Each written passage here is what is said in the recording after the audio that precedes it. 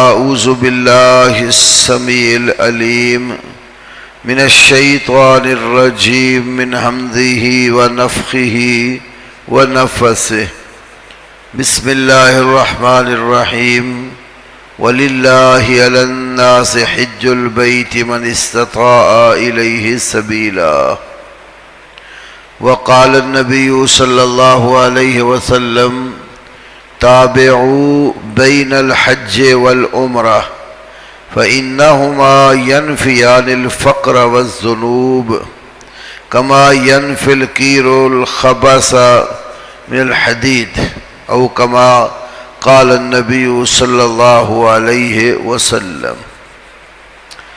پچھلے درس میں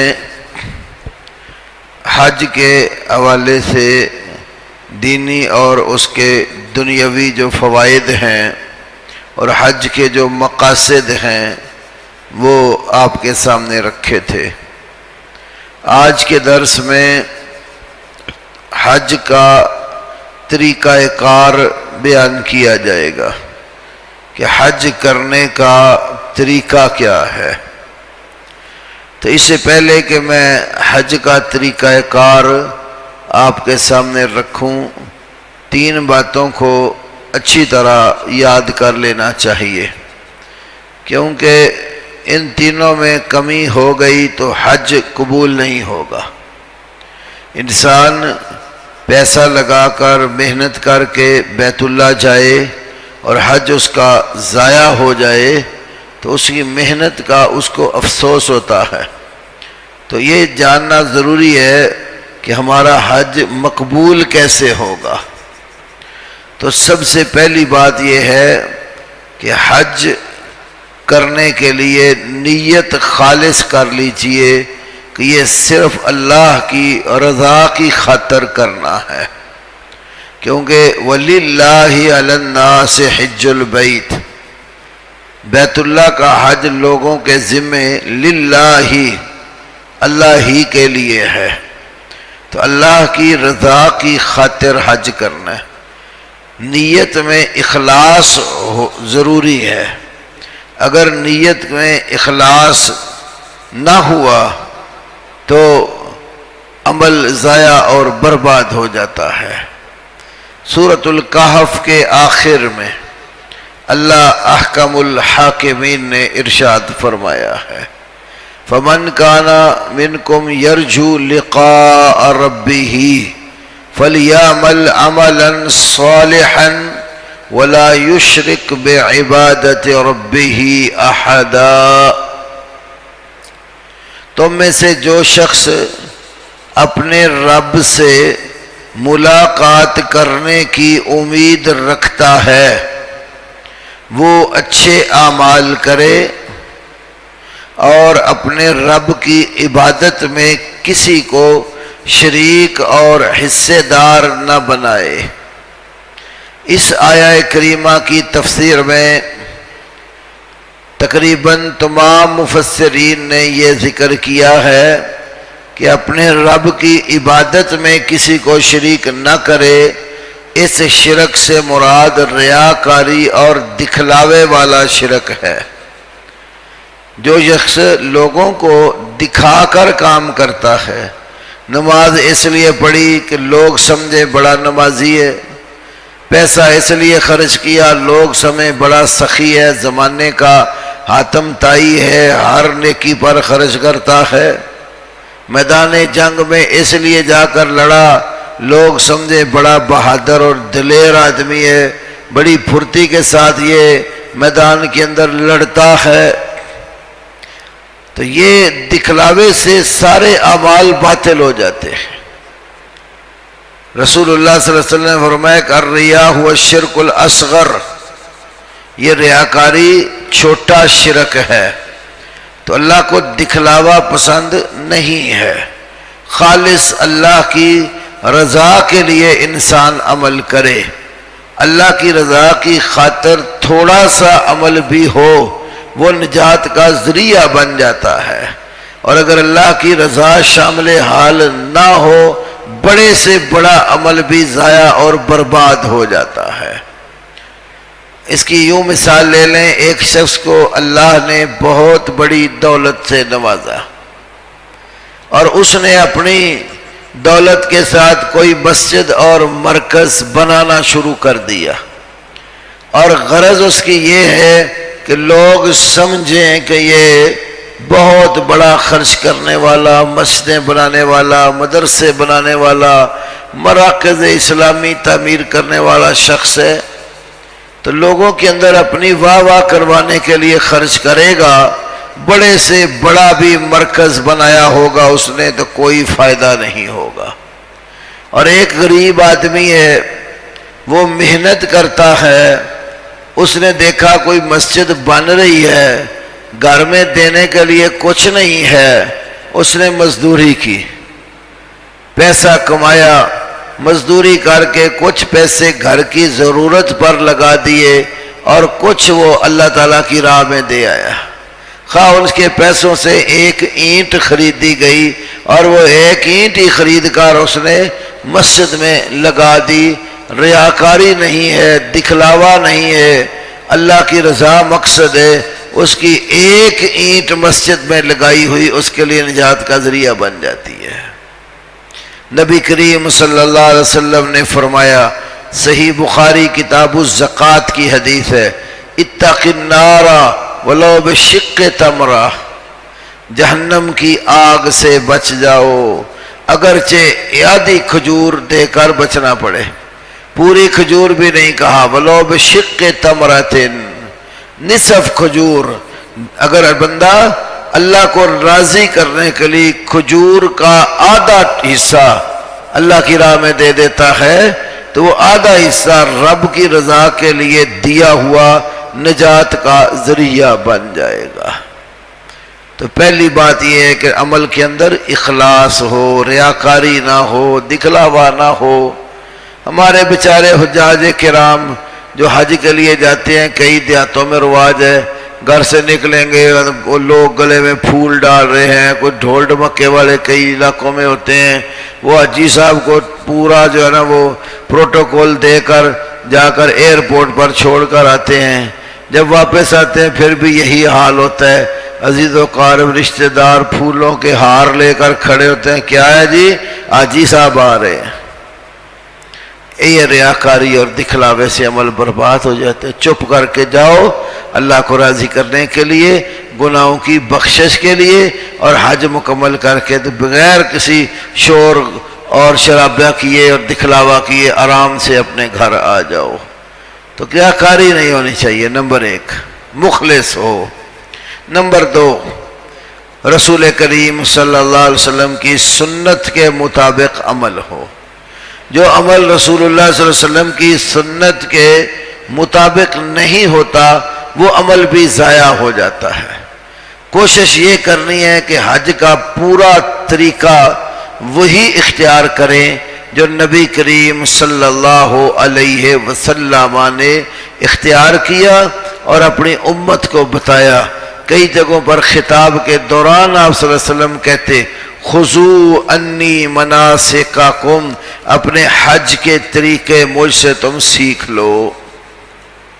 تو یہ رسول اللہ کا حکم اس بات کی دلیل ہے کہ حج کرنا ہے تو نبی کریم صلی اللہ علیہ وسلم کے طریقہ کار پر حج کرنا ہے۔ کتنے ہی ایسے مسائل ہیں جو اللہ کے نبی کے طریقے پر نہ کیے جائیں تو وہ عمل ضائع ہو جاتے ہیں۔ کئی مثالیں ہیں اس کی کتب احادیث میں۔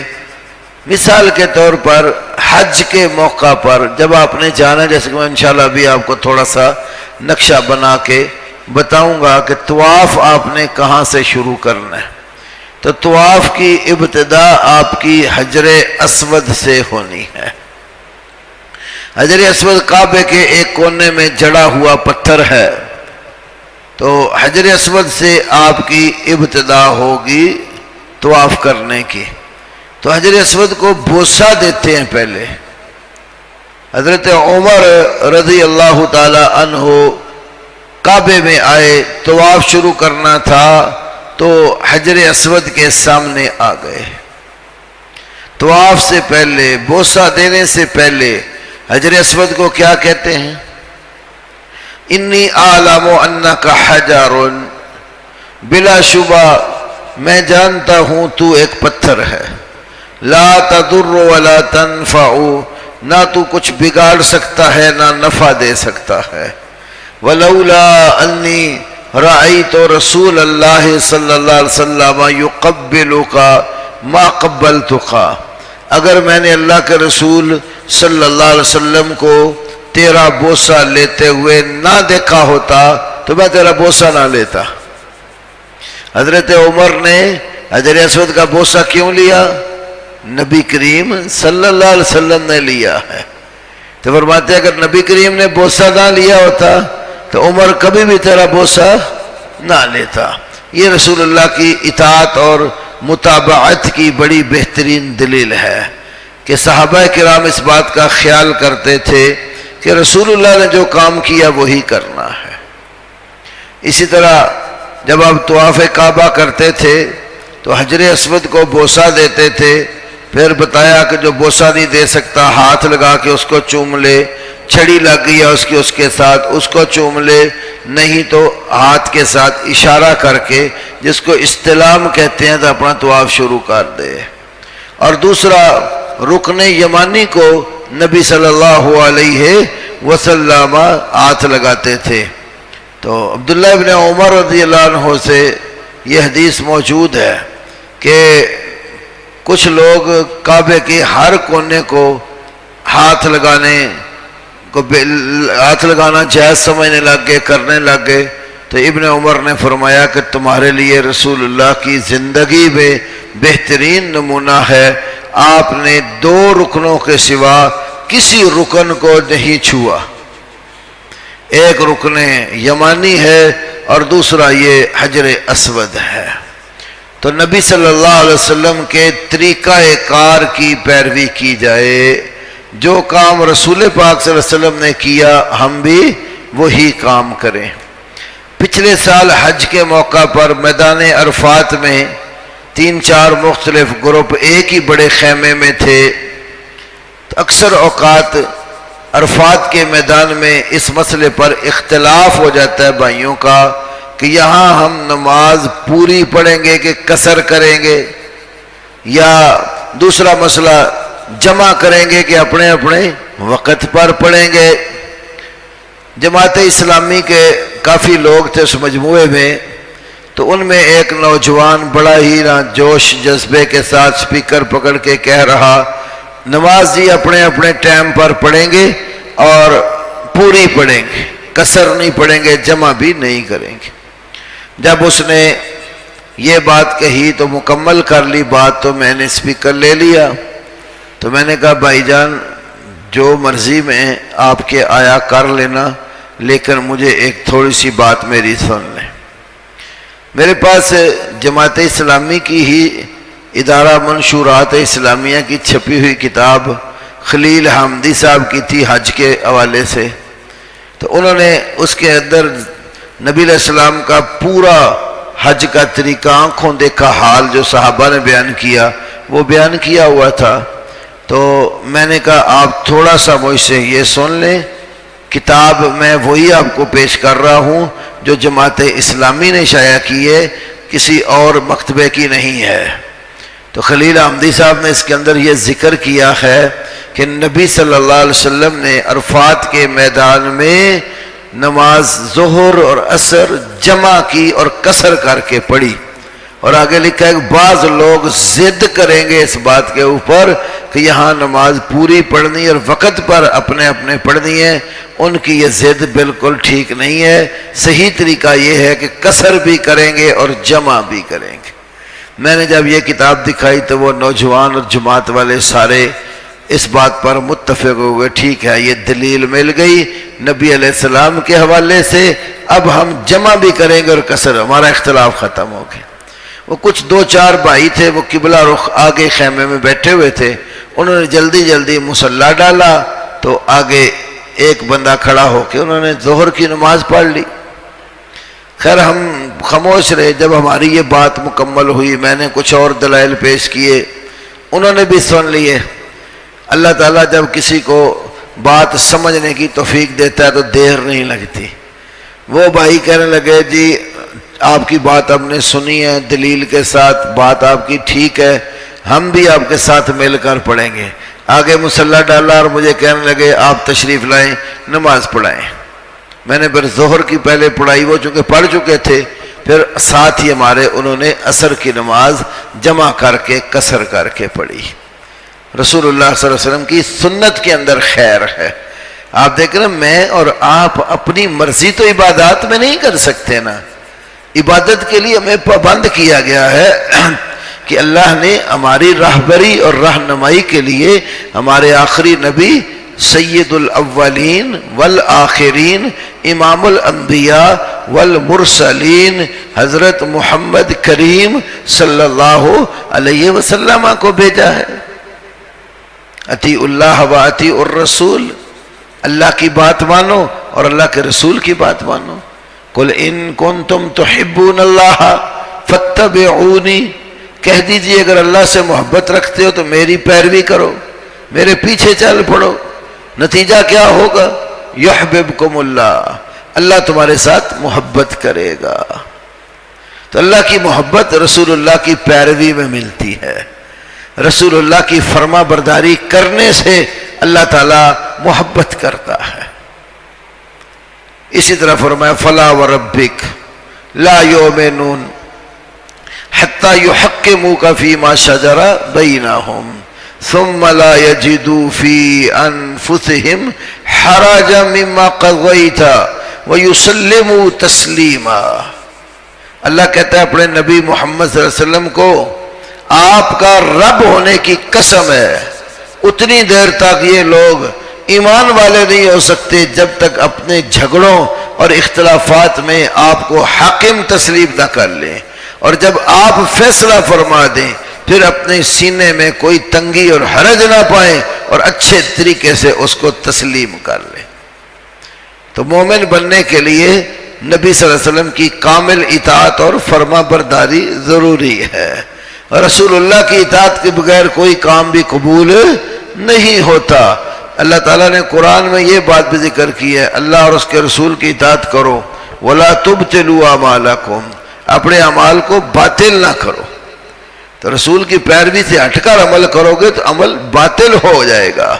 عمل کے صحیح ہونے کے لیے رسول اللہ صلی اللہ علیہ وسلم کی اطاعت، فرما برداری اور طریقہ کار کو اختیار کرنا ضروری ہے۔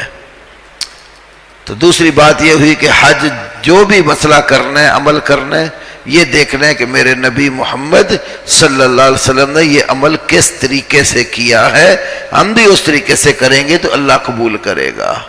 تیسری بات دی، حج کرنے کے لیے جو پیسہ آپ لگائیں گے وہ حلال کا ہونا چاہیے، حرام کے پیسے سے حج نہیں ہوگا۔ بعض لوگ سودی کاروبار کرتے ہیں، پھر سود کے پیسے کے ہم حج پہ جا رہے ہیں، حرام پیسے سے حج قبول نہیں ہوتا۔ کوئی شخص بھی جو حرام کھاتا ہے، حرام پیتا ہے، حرام پہنتا ہے، اس شخص کی عبادت اللہ کے ہاں قبول نہیں ہوتی۔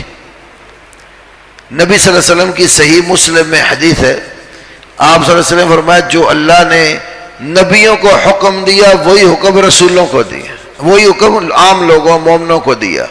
اب نبیوں اور رسولوں کو حکم ملا کہ اے رسولو تم پاکیزہ چیزوں میں سے کھاؤ، کلوا من طیبات ما رزقناکم، اور ایمان والوں کو بھی اللہ تعالیٰ نے یہ کہا کہ جو پاکیزہ چیزیں ہم نے تمہیں عطا کی ہیں اس میں سے کھاؤ، تم حلال کھاؤ، پاک چیزیں کھاؤ۔ پھر آپ نے ایک بندے کا ذکر کیا کہ ایک شخص دور دراز سے لمبا سفر کر کے تھکا ماندہ آتا ہے، بال اس کے یہ سارے بکھرے ہوئے ہیں، کپڑے گرد و غبار سے اٹے ہوئے ہیں، حالت ناگفتہ بے ہے، ہاتھ اٹھا لیتا ہے اللہ کے آگے، یا رب یا رب، پکارتا ہے اپنے رب کو، اے میرے رب اے میرے رب۔ نبی پاک نے فرمایا انا یستجاب لہ، اس کی دعا کیسے قبول ہوگی؟ فرمایا کہ مشربہ حرام ومطعمہ حرام وملبسہ حرام وغذی بالحرام، کھانا اس کا حرام کا، پینا اس کا حرام کا، پہننا لباس پہناوا اس کا حرام کا، غذا اس کو حرام کی دی گئی، انا یستجاب لہ، دعا کہاں قبول ہوگی؟ معلوم ہوا کہ دعا عبادت ہے نا، ترمذی شریف کی حدیث ہے دعا هو العبادہ، عبادت اس وقت قبول ہوتی ہے جب وہ حلال کے پیسے بھی اس میں شامل ہوں۔ تو جب دعا عبادت ہے اور یہ عبادت بندے کی ضائع ہو گئی کھانا پینا پہننا حرام ہونے کی وجہ سے اور حرام کی غذا کی وجہ سے، لا يدخل الجنت جسد غذی بالحرام، فرمایا جس کو حرام کی غذا دی گئی وہ جنت میں داخل نہیں ہوگا۔ تو معلوم ہوا کہ عبادات کے لیے انسان کو حلال چیز اپنانی چاہیے۔ آپ جو لباس پہنے کپڑے حلال کے پیسوں کے ہوں، احرام باندھیں حلال کے پیسوں سے ہوں، آپ نے سواری کا انتظام کیا ٹکٹ خریدا حلال کے پیسوں سے، ویزا لگوایا حلال کے پیسوں سے، ایسے ہی سفر کر کے سعودی عرب گئے حج عمرے کے لیے، وہاں جا کر کھانا پینا رہنا سب انتظامات کن سے کرنے ہیں؟ حلال کے پیسوں سے۔ حلال کے پیسوں سے یہ سب کچھ ہوگا، پھر جا کر اللہ کے ہاں قبول ہوگا۔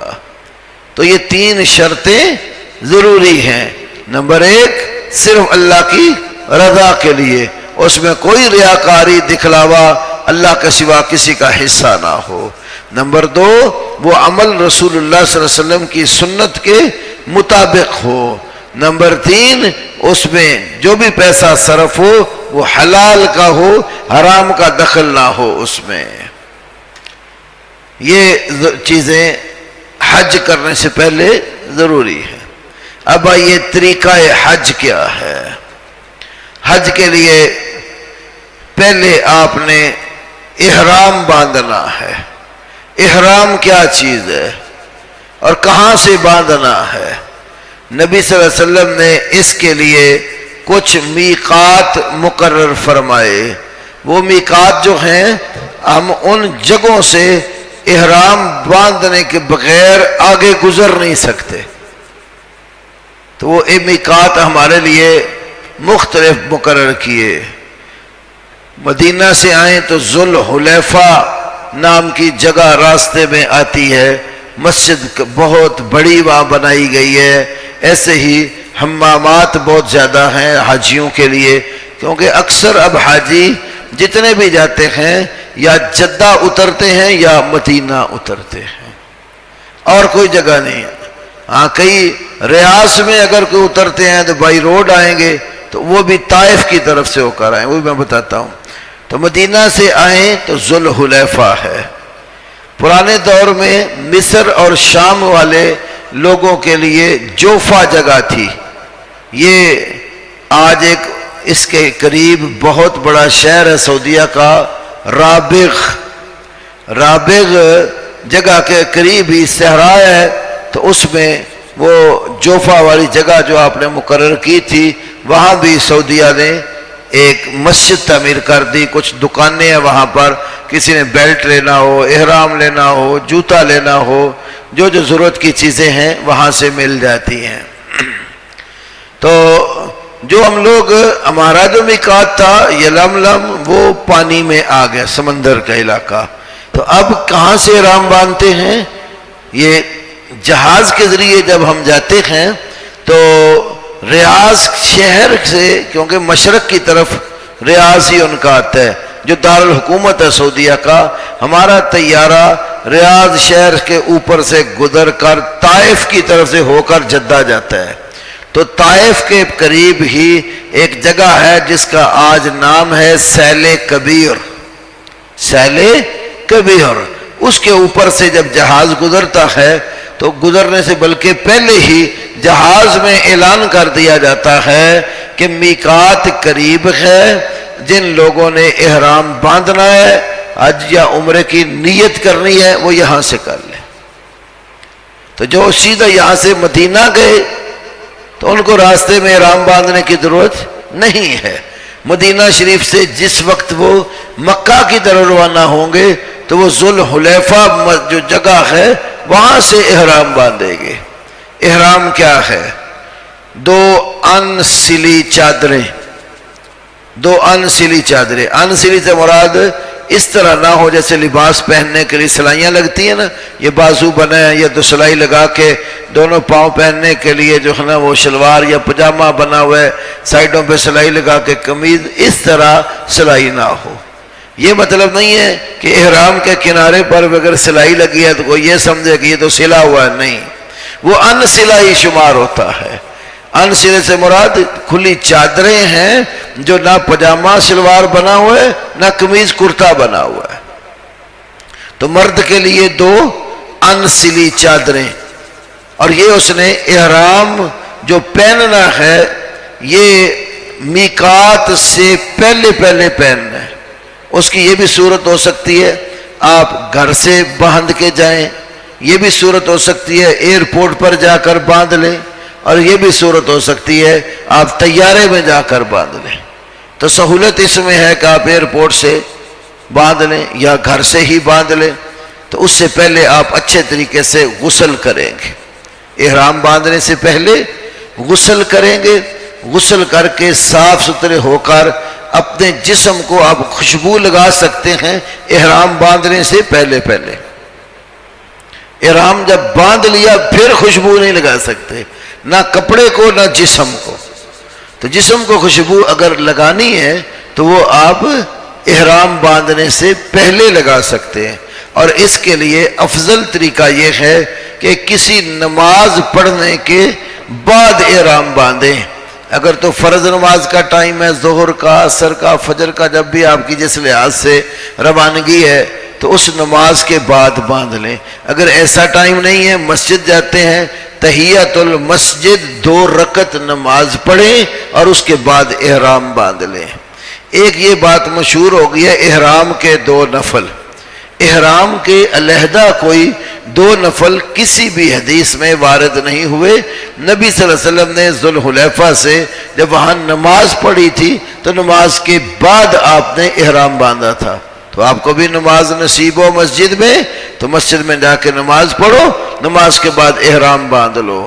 جماعت مل گئی ہے تو بہت اچھا، جماعت نہیں ملی، آپ خود لوگ ہیں، آپ کی نماز رہتی ہے فرض، ایک بھائی آگے کھڑا ہو نماز پڑھا لیں، جماعت کے بعد احرام باندھ لیں۔ یا پھر ایسی شکل نہیں اکیلے ہیں، کوئی جماعت کی صورت نہیں ہے تو مسجد جا کر تحیت الوضو جو تحیت المسجد پڑھو، اس کے بعد احرام باندھ لو۔ تو غسل یہاں پر بھی ایئرپورٹوں پر بھی انتظام ہوتا ہے۔ مدینہ شریف سے آئیں گے تو ذوالحلیفہ مسجد کے بہت سارے حمامات بنے ہوئے، حمامات رجالیہ، حمامات نسائیہ۔ رجالیہ مرد، اس پر تصویر چھوٹی سی نقشہ مرد کا بنایا ہوتا ہے، اس طرف مرد جاتے ہیں، غسل کرتے ہیں، غسل کر کے احرام باندھ لیتے ہیں۔ حمامات نسائیہ جو ہیں وہاں پر خواتین جا کر باندھتی ہیں احرام۔ خواتین کے لیے احرام وہی ہے جو وہ لباس پہنتی ہیں، اپنے صاف ستھرے کپڑے معمول کے پہننے والے، یا کوئی خاص سلوا کے رکھے میں نے حج کے لیے پہننے ہیں، کوئی حرج کی بات نہیں ہے، اس کا لباس سلا ہوا ہی ہوگا۔ اور مرد کے لیے تو یہ ہے کہ چادریں پہنے گا، اس کا سر بھی ننگا ہوگا اور چادر بھی ٹخنوں سے اونچی ہوگی، چادر بھی ٹخنوں سے اونچی ہوگی، ٹخنوں سے نیچے چادر نہیں آنی چاہیے۔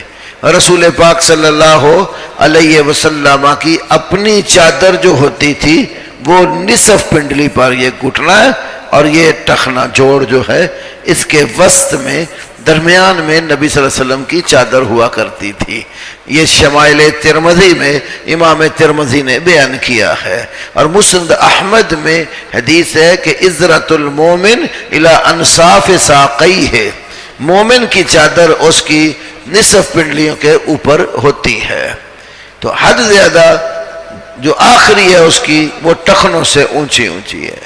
ایک صحابی نے کہا یا رسول اللہ اس کے لیے کوئی گنجائش نصف پنڈلی سے نیچے؟ فرمایا تھوڑا سا نیچے کر لو۔ اس نے کہا کوئی اور گنجائش؟ فرمایا تھوڑا سا اور نیچے کر لو۔ یہ نسائی وغیرہ کی حدیث ہے لباس کے باب میں۔ بالآخر اس کا ٹخنا پکڑ کر فرمایا لیسا للقابین فی الازار شیء، ان ٹخنوں کا ازار اور تہ بند میں کوئی دخل نہیں ہے۔ تو عورتیں جو ہیں وہ پہنے گی، ان کے پاؤں بھی ڈھکے ہوں گے، اور ان کا اب رہے گا چہرے کا مسئلہ۔ اب ایک حدیث میں ہے کہ لا تنتقب المحرمات، بخاری شریف میں، کہ احرام باندھنے والی عورت نقاب نہ باندھے۔ اب لوگوں نے سمجھ لیا پردہ بھی نہیں کرے گی، چہرے کا ننگا ہونا ضروری سمجھ لیا، اور کئی لوگوں نے کہا ٹھیک ہے چہرہ تو ننگا نہیں، پردہ کرے گی، کپڑا نہ چہرے کو لگے۔ اس میں پھر بڑے تکلفات لوگوں نے کر رکھے ہیں۔ وہ تکلفات کیا ہیں؟ عورتوں کو یہ جو شیڈ والی ٹوپی ہوتی ہے نا وہ دیتے ہیں، اور اس کے اوپر سے وہ برقعے کا جو پلو ہے وہ یہاں آگے شیڈ اور اوپر سے نیچے گرا لیتے ہیں کہ کپڑا چپکے نہ منہ کے ساتھ، لگے نہ منہ کے ساتھ، پردہ بھی رہے۔ بعض لوگوں نے کو میں نے وہاں یوں بھی دیکھا ہے، یہ جو اینک ہے یہ تھوڑی سی لمبی بنوا لیتے ہیں، اور اس کے اوپر سے کپڑا نیچے کے منہ کو نہ لگے، حالانکہ یہ مسئلہ قطعا نہیں ہے۔ نقاب نہ باندھے کیا معنی ہے؟ فتح الباری شرح صحیح بخاری میں حافظ ابن حجر عسقلانی علیہ رحمہ نے اس جملے کی شرح یوں بیان کی ہے کہ عورت وہ جو زائد کپڑا ہوتا ہے نا حجاب کرنے کے لیے، یہ آنکھوں کے نیچے یہ جو ہڈی ہے نا ناک کی، اور یہ آنکھیں یہاں رکھ کر وہ پیچھے گدی پر گرا لگا دیتی تھی۔ یہ اضافی کپڑا ہوتا تھا جس کے ساتھ نقاب باندھتی تھی، تو اللہ کے نبی نے اس سے منع کیا ہے۔ اب یہ نہیں ہے کہ چہرے پر بھی کپڑا نہ ہو۔ موطا امام مالک، صحیح ابن خزیمہ، المستدرک علی الصحیحین امام حاکم کی کتاب، اور ابو داؤد وغیرہ میں اس معنی کی حدیث ہے۔ ایک تو حضرت عائشہ سے حدیث ہے، جب وہ کعبے کے اندر طواف کر رہی ہوتی تھی، غیر محرم مرد اگر سامنے آتے تو ان کی سامنے آنے سے قبل کیا کرتی تھی؟ چہرے کا پردہ کر لیتی تھی۔ اور حضرت اسماء بنت ابی بکر جو حضرت عائشہ رضی اللہ عنہا کی بڑی ہمشیرہ ہیں، صدیق اکبر رضی اللہ عنہ کی بڑی بیٹی ہیں، اور حضرت عبداللہ بن زبیر کی والدہ ہیں، زبیر بن عوام کی بیگم ہیں، بڑی یعنی نصیب والی خاتون ہیں، خود بھی صحابیہ، خامد بھی صحابی، بچے بھی صحابی، اور نواسیاں اور بیٹی، باپ بھی صحابی، ماں بھی صحابی، بھائی بھی صحابی، بلکہ ایک بہن امہات المومنین میں سے۔ کتنا بڑا مقام اور شان دیا اللہ نے ابو بکر صدیق رضی اللہ عنہ کے گھرانے کو، سارا خاندان ہی نبی پاک کے غلاموں سے بھرا ہوا ہے۔ کیا کہتی ہیں؟ کننا نغتی وجوہنا من الرجال، جب ہم طواف کرتی تھی تو نغتی وجوہنا، اپنے چہرے ڈھانپ لیتی تھی، چھپا لیتی تھی، من الرجال، مردوں سے۔ تو آج تو اتنی کثرت ہے، ہر طرف مرد ہی مرد، طواف میں کوئی موقع ہی نہیں ہوتا کہ عورت طواف کر رہی ہو تو سامنے مرد نہ ہو، دائیں بائیں آگے پیچھے مطاف میں مردوں کی کثرت ہوتی ہے۔ تو اس لیے عورت کو اپنے چہرے کا پردہ کرنا ہوگا، وہ اس طرح کر لے کہ اپنے چادر کو اوپر سے پلہ کھینچ کر نیچے منہ کی طرف کر لے، جس کو گھونگھٹ کہا جاتا ہے۔ پرانے دور میں آج بھی کئی بڑی عمر کی خواتین دیہاتوں میں بڑی چادر لیتی ہیں نا اپنے اوپر لے کر، تو اس طرح کر لیتی ہیں کہ سر پر سے کپڑا نیچے کھینچ کر منہ کو اپنے چھپا لیتی ہیں، اور ایک آنکھ ننگی رکھ لیتی ہیں دیکھنے کے لیے۔ تو اس طریقے سے وہ اپنے چہرے کو چھپائے گی ضرور، یہ نہیں ہے کہ کپڑا زائد اضافی لے کر یہاں رکھ کر پیچھے گدی پر گرا لگا کر کس کے باندھ دے گی، ایسا نہیں کرنا۔ تو عورت جو ہے وہ وہی لباس پہنے گی جو اس کا عام ہے، اس میں کوئی اور مسئلہ اس کے لیے زائد نہیں ہے۔ اب ایک مسئلہ یہاں پر بعض اوقات اس طرح ہوتا ہے کہ خواتین جب حج یا عمرے کے لیے جا رہی ہوتی ہیں تو ان کے ایام ماہواری بھی قریب آ جاتے. ایسے کئی خواتین کے ساتھ ہوتا ہے، ادھر سے ٹکٹ بک ہو گئی، تاریخ طے ہو گئی، ساتھ بیچاریوں کو ایام آ جاتے ہیں. کیونکہ یہ ایک چیز ایسی ہے جو اللہ تعالیٰ نے آدم کی بیٹیوں پر فرض کر دی، لکھ دی ہوئی ہے. نبی صلی اللہ علیہ وسلم نے فرمایا کہ بنات آدم کے اوپر یہ اللہ پاک نے لکھ رکھا ہے، ہر مہینے اس کو خون آتا ہے رحم سے، ایام ماہواری سے، یا جس کو تعبیر کیا جاتا ہے. تو اس کے لیے یہ بات بھی جو شرعاً جائز اور درست ہے. اگر وہ کوئی ٹیبلٹس یا کوئی گولی ایسی استعمال کر لیتی ہیں جس کے ساتھ اس کا خون جو ہے وہ رک جاتا ہے وقتی طور پر اور اپنے مقررہ وقت پر نہیں آتا، اور جا کر وہ اپنی عبادت کر لیتی ہیں. اور اگر ایسا نہ ہوا، کوئی کسی نے ٹیبلٹ وغیرہ یوز نہیں کی، تو کوئی حرج کی بات نہیں ہے. ایام آ جائیں، وہ اللہ کی طرف سے مقرر ہے.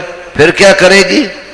کعبے کا طواف نہیں کرے گی، جا کر صفا مروہ کی صحیح کر سکے گی، کعبے کا طواف نہیں کرے گی. آج جی باقی جو کام کرتے ہیں وہ کرتی رہے گی. جس وقت پاک اور صاف ہو جائے گی پھر طواف کعبہ کر لے گی.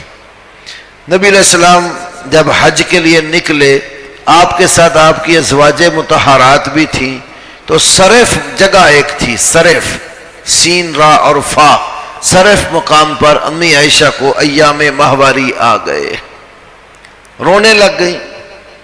نبی صلی اللہ علیہ وسلم نے پوچھا کہ کیا تمہیں کیا ہوا؟ کہنے لگی اللہ کے نبی مجھے ایام آ گئے. باقی خواتین نے آپ کے ساتھ مل کر عمرہ کرنا تھا، ایام کی وجہ سے امی عائشہ کا عمرہ جا رہا تھا تو پریشان تھی. تو کیا کیا؟ فرمایا ففعلی ما یفعل الحاج غیر اللہ تطوف البیت. جو کام حاجی کرتے ہیں وہ تو سارے کرتی جا، مگر کعبے کا طواف نہیں کرنا. پھر رسول اللہ صلی اللہ علیہ وسلم حج مکمل ہو گیا تو آپ نے حضرت عائشہ کو وہ جو عمرہ ان کا اس وجہ سے رہ گیا تھا کہ ایام آ گئے، ان کے بھائی عبد الرحمن کے ساتھ بھیجا.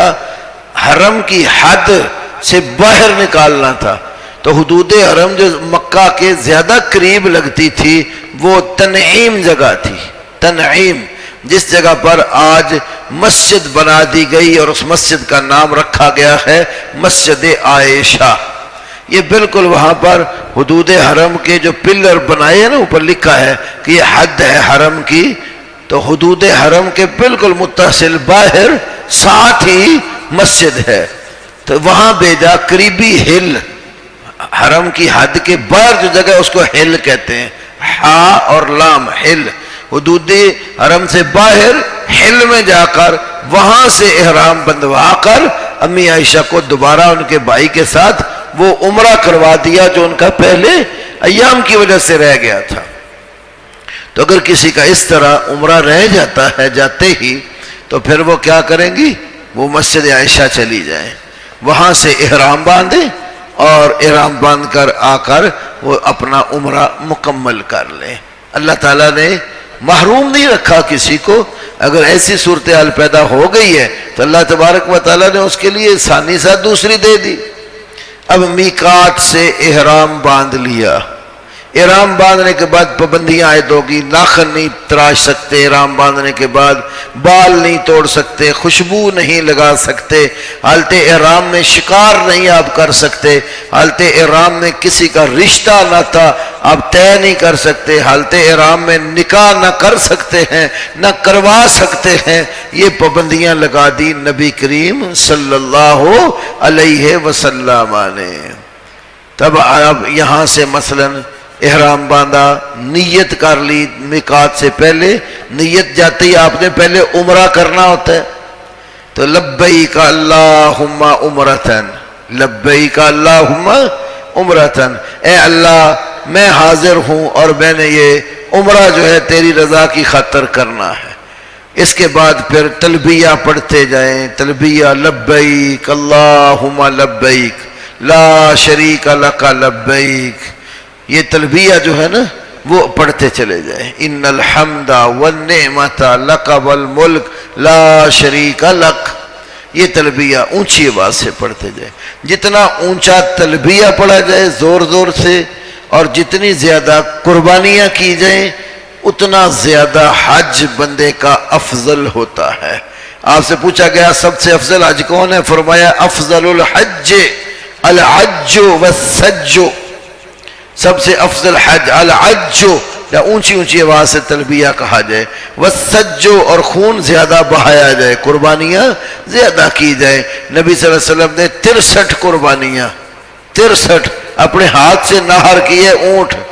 باقی جو 63 کے علاوہ 37 قربانیاں بچی وہ آپ کی طرف سے حضرت علی نے نہر کی. 100 قربانیاں آپ نے اونٹوں کی حج کے موقع پر کی.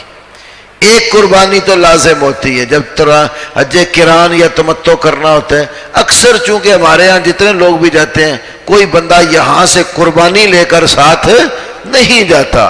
قربانی لے کر جو جاتے ہیں ان کا حج کران ہوتا ہے. جو قربانی لے کر نہیں جاتے ان کا حج تمتع ہوتا ہے.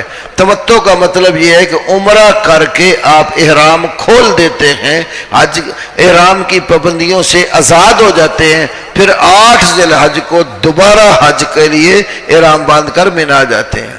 اور کران یہ ہوتا ہے کہ آپ نے جا کر عمرہ کر لیا، عمرہ کر کے احرام نہیں کھولتے، اسی حالت میں رہتے ہیں، احرام کی پابندیوں میں رہتے ہیں. 8 ذی الحج کو اسی حالت میں آپ مینا چلے جاتے ہیں. کران کا معنی تھا ملانا، آپ نے حج اور عمرے کو ملا دیا ہے. تو تمتع کا معنی فائدہ اٹھانا. تمتع والے نے عمرہ کر کے احرام کھول دیا ہے، احرام کی پابندیوں سے آزاد ہو کر عام لباس پہن کر وہاں دیگر احکام سے وہ فائدہ اٹھاتا ہے، حج کی پابندیوں سے وہ نکل جاتا ہے. تو کران والا وہ ہوتا ہے جو اپنے ساتھ حج کی قربانی لے کر جاتا ہے اور عمرہ کر کے احرام نہیں کھولتا. تمتع والا قربانی لے کر ساتھ نہیں جاتا، عمرہ کر کے احرام جو ہے نا وہ کھول دیتا ہے. تو عمرہ اب کیسے کرنا ہے؟ آپ نے احرام باندھا یہاں سے، پھر نیت کر لی اور تلبیہ کرتے ہوئے آپ حرم کی طرف روانہ ہو گئے. ایئرپورٹ پر آپ جا کر اتریں گے. ایئرپورٹ پر جیسے ادھر آپ کا پاسپورٹ آپ کے پاس ہوگا، کاغذات پاس ہوں گے. آپ جب ایئرپورٹ جائیں گے آپ کے سامان کی سکریننگ ہوگی. اپنے سامان میں کوئی ایسی چیز نہیں لے کر جانی جو قانوناً انہوں نے منع کی ہوئی ہے. کوئی منشیات کی چیز، کوئی اس میں جو ہے نا کاٹنے والی کوئی ایسی چیز جو خطرناک ثابت ہو سکتی ہے وہ قطعاً نہیں، ورنہ وہ جب سکریننگ ہوتی ہے وہاں سے ہی نکال لیتے ہیں. پھر اس کے بعد آپ جاتے ہیں سامنے جس بھی ایئر لائن کا آپ کا ٹکٹ ہوتا ہے، اب اس ایئر لائن کے وہ بورڈ بنے ہوتے ہیں، وہاں لوگ بیٹھے ہیں ان کے، تو وہاں جا کر آپ اپنا ان کو پاسپورٹ اور ٹکٹ دکھاتے ہیں. وہ آپ کو پھر اس کے بعد جو ہے نا وہ کارڈ دے دیتے ہیں اور سامان جو آپ کا جمع ہونے والا ہے جمع کر دیتے ہیں. اور اسی طرح جو آپ کا ہینڈ بیگ ہے 6-7 کلو کا بیگ ساتھ کندھے پر ہاتھ میں پکڑا، وہ آپ اندر لے جانے کے لیے اجازت ہوتی ہے طیارے میں. وہاں سے پھر کیا کرتے ہیں آپ نکلتے ہیں. اس کے بعد امیگریشن والوں کے پاس ہو جائے. جب آپ کا وہ سارا بورڈ شورڈ سے کلیئر ہو جاتا ہے، امیگریشن والے پھر چیک کرتے ہیں، وہ آپ کی تصویر بھی لیں گے اور پھر اس کے بعد آپ کا پاسپورٹ وغیرہ چیک کر کے مور لگا کے تو آپ کو اندر بھیج دیں گے. اندر پھر ایک چیکنگ ہوگی سامان کی تھوڑی بہت جو بھی ہے. پھر آپ کے جو بورڈنگ کارڈ ملا ہوگا، بورڈنگ کارڈ کے اوپر آپ کا لکھا ہوگا کہ اتنے بجے آپ کی پرواز ہے اور اتنے نمبر گیٹ سے آپ نے جانا ہے. وہ جتنے نمبر گیٹ لکھا اس گیٹ کے علاقے میں جا کر آپ تشریف رکھیں گے آرام سے. اگر ٹائم کچھ ہے ایئرپورٹ پر کوئی ساتھ چیز لے گئے کھانے پینے کی وہاں موجود ہے، وہ ساری سہولیات ہوتی ہیں وہ، لیکن وہاں مہنگائی زیادہ ہوتی ہے. ایئرپورٹ کے اوپر جو چیز باہر سے 10 روپے کی ملتی ہے تو وہاں سے سمجھو 20 روپے کی ملے گی، ڈبل جو ہے نا وہ انہوں نے ریٹ لگایا ہوتا ہے. بہرحال پھر آپ یہاں سے طیارے میں جائیں گے. طیارے سے سعودی عرب اترے جب ایئرپورٹ پر، تو ایئرپورٹ پر اتر اسی طرح ہی سب سے پہلے آپ وہاں جا کر امیگریشن والے بیٹھے ہوں گے، وہ آپ کا پاسپورٹ چیک کریں گے. یہاں سے جو آپ کو بھیجنے کی مور لگی ہوگی وہ دیکھیں گے، سکریننگ کریں گے، تصویر لیں گے آپ کی. پھر آپ کے جو انگوٹھے ہیں یہ سکین کریں گے. انگوٹھے ہاتھ سارے سکین کرنے کے بعد سٹیمپ لگا کر بھیج دیں گے اندر. اندر جب آپ جائیں گے پھر جا کر کچھ سامان جمع ہے وہ سامان سارا اتار کے ایک جگہ پہ رکھا ہوگا، اپنا سامان وہاں سے لیں گے۔ اس کے بعد جس کمپنی کے ساتھ آپ یہاں سے گئے ہوں گے اس کمپنی کی بسیں باہر آئی ہوں گی، تو وہ آپ سے پاسپورٹ جمع کر لیں گے اور آپ کو اپنی بسوں میں بٹھا کر پھر جو مکتب نمبر آپ کا ہوگا وہاں لے جائیں گے۔ وہاں پھر آپ کو مکتب نمبر، پھر کارڈ ایک ملتا ہے وہاں جمع ہونے کے بعد آپ کا سارا وہاں، تو کارڈ اس لینا ضروری ہے، وہ نہ بھولیں۔ وہ چونکہ پھر آپ عمرہ کرنے کے بعد جدہ جانا یا ادھر ادھر جانا چاہیں گے تو کارڈ پاس ہوگا تو پھر آپ جا سکتے ہیں، اگر نہ ہوگا پولیس والے شرطے نے کہیں پکڑ لیا تو مسئلہ بن جاتا ہے۔ اس میں ایک بات یہ بھی یاد رکھیں، اپنے پاسپورٹ کی اور ویزے والی جگہ کی جو ہوتی ہے نا فوٹو کاپی، وہ ضرور کروا لیں، کیونکہ پاسپورٹ آپ کا جمع ہو جانا ہے۔ بسا اوقات اللہ نہ کرے ایسا بھی ہوتا ہے پاسپورٹ گم جاتا ہے، آپ کے پاس اس کی فوٹو کاپی صاف ستھری موجود ہوگی تو پھر آپ کے لیے آسانی ہوگی، ورنہ بہت مشکلات پیدا ہو جاتی ہیں۔ تو یہاں سے جاتے ہی پہلے ہی آپ اپنے پاسپورٹ کی فوٹو کاپی کروا لیں، ایک کی بجائے 2 کروا لیں۔ ایک جو آپ بیلٹ باندھتے ہیں اس میں اپنے پاس ہمہ وقت رکھیں، ایک فوٹو کاپی کر کے اپنے سامان اور ٹیچی میں رکھ لیں تاکہ احتیاطاً آپ کے پاس اس کی فوٹو کاپی ہو۔ پھر ایئرپورٹ پر اترتے ہوئے اگر آپ اکیلے ہیں تو کوئی مسئلہ نہیں ہے، دوست احباب ہیں یا بہن ہے، بیوی ہے، کوئی خاتون ساتھ ہے یا ساتھی ہیں ساتھ، بھائی ہیں، تو کیا کریں گے، ایئرپورٹ پر اتر کر سم لے لیں۔ اگر یہاں سے سم مل جائے آپ کو سعودیہ کی شروع میں ہی تو چلتی ہو تو وہ ڈال لیں اور ایک دوسرے کو نمبر دے لیں۔ یہ نہ ہو کہ آپ نے سم ڈال لی ہے، ساتھ والے دوست کو نمبر نہیں دیا، اس نے آپ کا نہیں لیا، تو آپ کے لیے پریشانی پیدا ہو سکتی، ادھر ادھر ہو گئے، ڈھونڈتے پھرو گے ایک دوسرے کو۔ اس کے لیے حل کیا ہے، احتیاط، داخل ہوتے ہی سم ڈالیں موبائل میں، سم کا اپنا نمبر پہلے اپنے پاس نوٹ کر لیں کسی کارڈ پر، اور جو دوست ساتھی بھائی ہیں ساتھ ان کے نمبر لے لیں، اپنا ان کو دے دیں۔ ایسی جب ہوٹل میں آپ کو لے کر جائیں گے، جو ہوٹل آپ کے لیے انہوں نے طے کیا ہوگا، اگر پرائیویٹ ہیں پھر آپ کے ہوٹل حرم کے قریب ہوں گے، اور اگر آپ سرکاری جا رہے ہیں تو ہوٹل آپ کے حرم سے کافی دور ہوں گے، انہوں نے گاڑیوں کا انتظام کیا ہوتا ہے حرم میں آنے کے لیے۔ جس بھی ہوٹل میں آپ جائیں ہوٹل کا کارڈ آپ کے پاس ہونا چاہیے، ہوٹل کا کارڈ، کمرہ نمبر وہ بھی، اور ہوٹل کا فون نمبر وہ بھی اپنے پاس ضرور نوٹ کریں۔ اگر اللہ نہ کرے کوئی دوست صاحب آپ کا حرم میں طواف کرتے کرتے ادھر ادھر ہو جاتا ہے، اب ڈھونڈنے ملتا ہی نہیں، بعض اوقات کئی دن نہیں ملتے، ایسے بھی ہوا ہے۔ ہم گئے تھے، ہمارے طرف سیف اللہ منصور رحمۃ اللہ علیہ تھے، ان کی پھپھو گم ہوگی طواف کرتے کرتے، 3 دن بعد ملی۔ ان کے پاس نہ کوئی وہ فوٹو کارڈ تھا، نہ ٹیلی فون نمبر تھا۔ یہ ٹیلی فون نمبر وغیرہ آپ سے پاس ہو نا، اب کسی بھی شرطے کو، کسی بھی دوسرے مسلمان بھائی کو کہہ سکتے ہیں اس جگہ فون کر کے ان کو بتائیں کہ میں فلاں جگہ پر ہوں، مجھے لے جائیں۔ تو یہ ضروری ہوتا ہے، اس کی لاپرواہی قطعاً نہ کریں، کیونکہ میں نے بہت سارے لوگوں کو گم ہوتے دیکھا۔ ایک دفعہ میں حرم جانے کے لیے اپنے ہوٹل سے نکلا تو کچھ 2-3 خواتین، کچھ مرد، ان کی گفتگو سے میں نے اندازہ لگا لیا کہ یہ گجرات کے علاقے کے ہیں۔ تو بولی میں نے سنی، پھر میں نے پوچھ لیا تو وہ ہمارے ادھر گجرات کے ہی تھے۔ تو میں نے ان کو ادھر نکلنے سے کدھر جا رہے ہیں طواف کرنے، ابھی ہم آئے، میں نے ان کو کہا کہ آپ اپنے ہوٹل کا نمبر، ٹیلی فون سارے ایک دوسرے کو دے لو تاکہ کوئی مسئلہ نہ بنے۔ خیر انہوں نے یہ کر تو لیا، کہتے کوئی مسئلہ نہیں، ایسے سارے کٹھے ہی رہنا ہے، ایک دوسرے ہاتھ پڑھ کے طواف کرنا ہے، کوئی مسئلہ نہیں۔ میں نے کہا مسئلہ بن جاتا ہے، آپ پریشان نہ ہو، یہ حرم ہے، یہاں پوری دنیا سے لوگ آئے ہوتے ہیں، لاکھوں کی تعداد میں لوگ طواف کر رہے ہوتے ہیں، دھکے پڑتے ہیں، رش زیادہ ہو، ادھر ادھر بندہ ہو جائے تو ملتا نہیں ہے۔ وہ پھر میں ان کے ساتھ گیا، طواف ان کو میں نے شروع کروایا، دوران طواف ایک خاتون گم گئی۔ وہ ایک بات ہوا، حبشی یا بڑے اس طرح لوگ آتے ہیں، بڑے دھکے دیتے ہیں، وہ ہاتھ چھوٹ گیا خاتون کا، بڑی دیر ڈھونڈتے رہے، کوئی پتہ نہیں کدھر چلی گئی۔ پھر میں نے ان کو صفا مروہ پر لے گیا، میں نے کہا چلو 1-2 بندے یہاں رہو، اس کا انتظار کرو۔ صفا مروہ پر لے گیا، وہاں ایک بابا جی گم ہو گئے۔ وہ بھی بڑی دیر ڈھونڈتے رہے.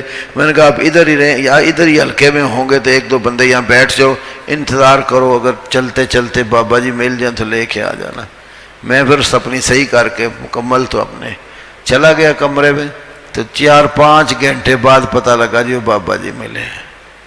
تو یہ بے احتیاطیاں ہوتی ہیں, یہ احتیاط قطعاً نہیں بھولنی چاہیے. یہ سارے نمبر ٹیلی فون ادھر کے ادھر کے دوست احباب کی سب پاس ہونے چاہیے.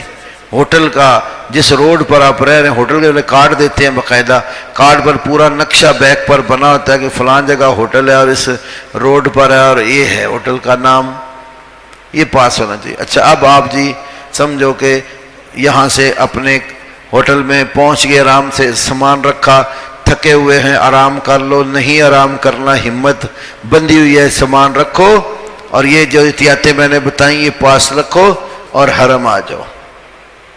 اگر آپ تھکے ہوئے ہیں, آپ نے سونا ہے سو جاؤ, لیکن مرد ہے تو سر ننگا ہی رہنا چاہیے جب تک عمرہ نہیں کر لیتے. کمرے میں آپ آرام کرو, صبح اٹھو یا جب بھی آپ اٹھو غسل کرو, کب جو ہے نا احرام بدلنا بھی چاہو تو بدلا بھی جا سکتا ہے, نہیں بدلنا وہی احرام ہے, صاف ستھرا ہے, اسی میں رہیں, غسل کر سکتے ہیں. غسل صاف ستھرے ہو کر آپ حرم آ جائے. جب حرم میں آپ نے آنا ہے نا, جیسے مسجدوں میں آپ داخل ہوتے ہیں, دایاں پاؤں دروازے سے اندر رکھا تو اللہم افتح لی ابواب رحمتک, حرم کے کسی بھی دروازے سے داخل ہو. یہاں ایک اور احتیاط مد نظر رکھو, جب آپ اپنے ہوٹل کی طرف سے آئیں گے, جس روڈ سے آئے اور آ کر جتنے نمبر گیٹ سے داخل ہوئے, ہر دروازے پر نمبر لگے ہوئے ہیں, اتنے نمبر یہ ہے, باہر پوری وہ پٹی کے اوپر لکھا ہوتا ہے. جس نمبر گیٹ سے آپ داخل ہوں تو آپ نے کیا کرنا ہے, وہ نمبر یاد کر لینا ہے, پینسل پاس رکھو یقیناً اس کو اسی کارڈ پر اتنے نمبر. اب کہیں سب کو اگر کوئی ادھر ادھر ہو گیا حرم کے اندر ہی جہاں پر بھی, تو حرم کے اندر ہی دیکھتے دیکھتے پوچھتے اتنے نمبر گیٹ کدھر ہے, اس گیٹ کے اوپر آ جاؤ, وہاں سے پھر اکٹھے ہو کر اپنے ہوٹل چلے جاؤ. یہ بھی احتیاط مد نظر رکھیں. آپ نے پاؤں رکھا اندر, دایاں, دعا کیا پڑھی, اللہم افتح لی ابواب رحمتک. پھر چلتے چلتے آپ پہلے اونچے آئیں گے, برآمدے ہیں نا, ان میں آپ چلتے جائیں گے. پھر آگے جا کر جہاں مطاف ہے, مطاف وہ جگہ جس میں طواف کرتے ہیں, مطاف والی جگہ وہ نیچے ہے. برآمدوں سے پھر آپ سیڑھیوں سے نیچے اتر کے, ہر طرف چاروں طرف وہ سیڑھیاں کی شکل بنی ہوئی ہے, سیڑھیوں سے نیچے اتر کے مطاف میں چلے جائیں گے. مطاف اگر فل بھرا ہوا ہے, جگہ نہیں ہے, وہ جو اب نئے برآمدے بن گئے ان کے اندر طواف ہوگا. کل مجھے عزیزمان صاحب کا میسج آیا, کہنے کہ ہم برآمدوں میں طواف کرتے ہیں تو ایک طواف ایک چکر کے 13 منٹ لگتے ہیں, مطاف کے اندر کرتے ہیں تو 2-3 منٹ میں ہم چکر لگا لیتے ہیں, ثواب کس میں زیادہ ہے؟ تو میں نے ان کو بتایا کہ نبی صلی اللہ علیہ وسلم نے یہ کوئی ثواب نہیں کسی کا بتایا کہ کوئی لمبے چکر والا طواف کرے تو اتنا ثواب ہے, چھوٹے چکر والا طواف کرے تو اتنا ثواب ہے. بس یہ ہے طواف کرتے ہوئے اطمینان, سکون ہو اور ذکر و اذکار اور اخلاص اور توجہ اللہ کی طرف ہو, اجر اس کا ملتا ہے. تو بہرحال وہاں بھی پھر طواف لوگ کرتے ہیں. وہاں نہیں جگہ ملی, حج میں بہت رش ہوتا ہے, وہاں جگہ نہیں ملی, اوپر والی منزل پر بھیج دیں گے, اوپر والی منزل پر بھی اسی طرح برآمدوں میں. وہاں جگہ نہیں ملی تو ہو سکتا ہے چھت پر بھیج دیں, چھت پر بہت بڑا چکر لگتا ہے. میں جب 2006 میں جاتے ہی طواف کرنا تھا, ہمیں نیچے جگہ ہی نہ ملی, سیڑھیاں چڑھتے چڑھتے ہم چھت پہ چلے گئے. 2.5 گھنٹے میں ہم نے جو ہے نا وہ عمرہ کیا. بعد میں جب ہم واقف ہو گئے حرم کے, پھر ہم مطاف میں چلے جاتے تھے, وہاں طواف کر کے گھنٹہ, حد زیادہ گھنٹے کے اندر اندر ہم طواف صحیح کر کے آرام سے فارغ ہو جاتے تھے. بہرحال جیسے بھی ہو آپ نے اتر کر مطاف میں آ جانا ہے.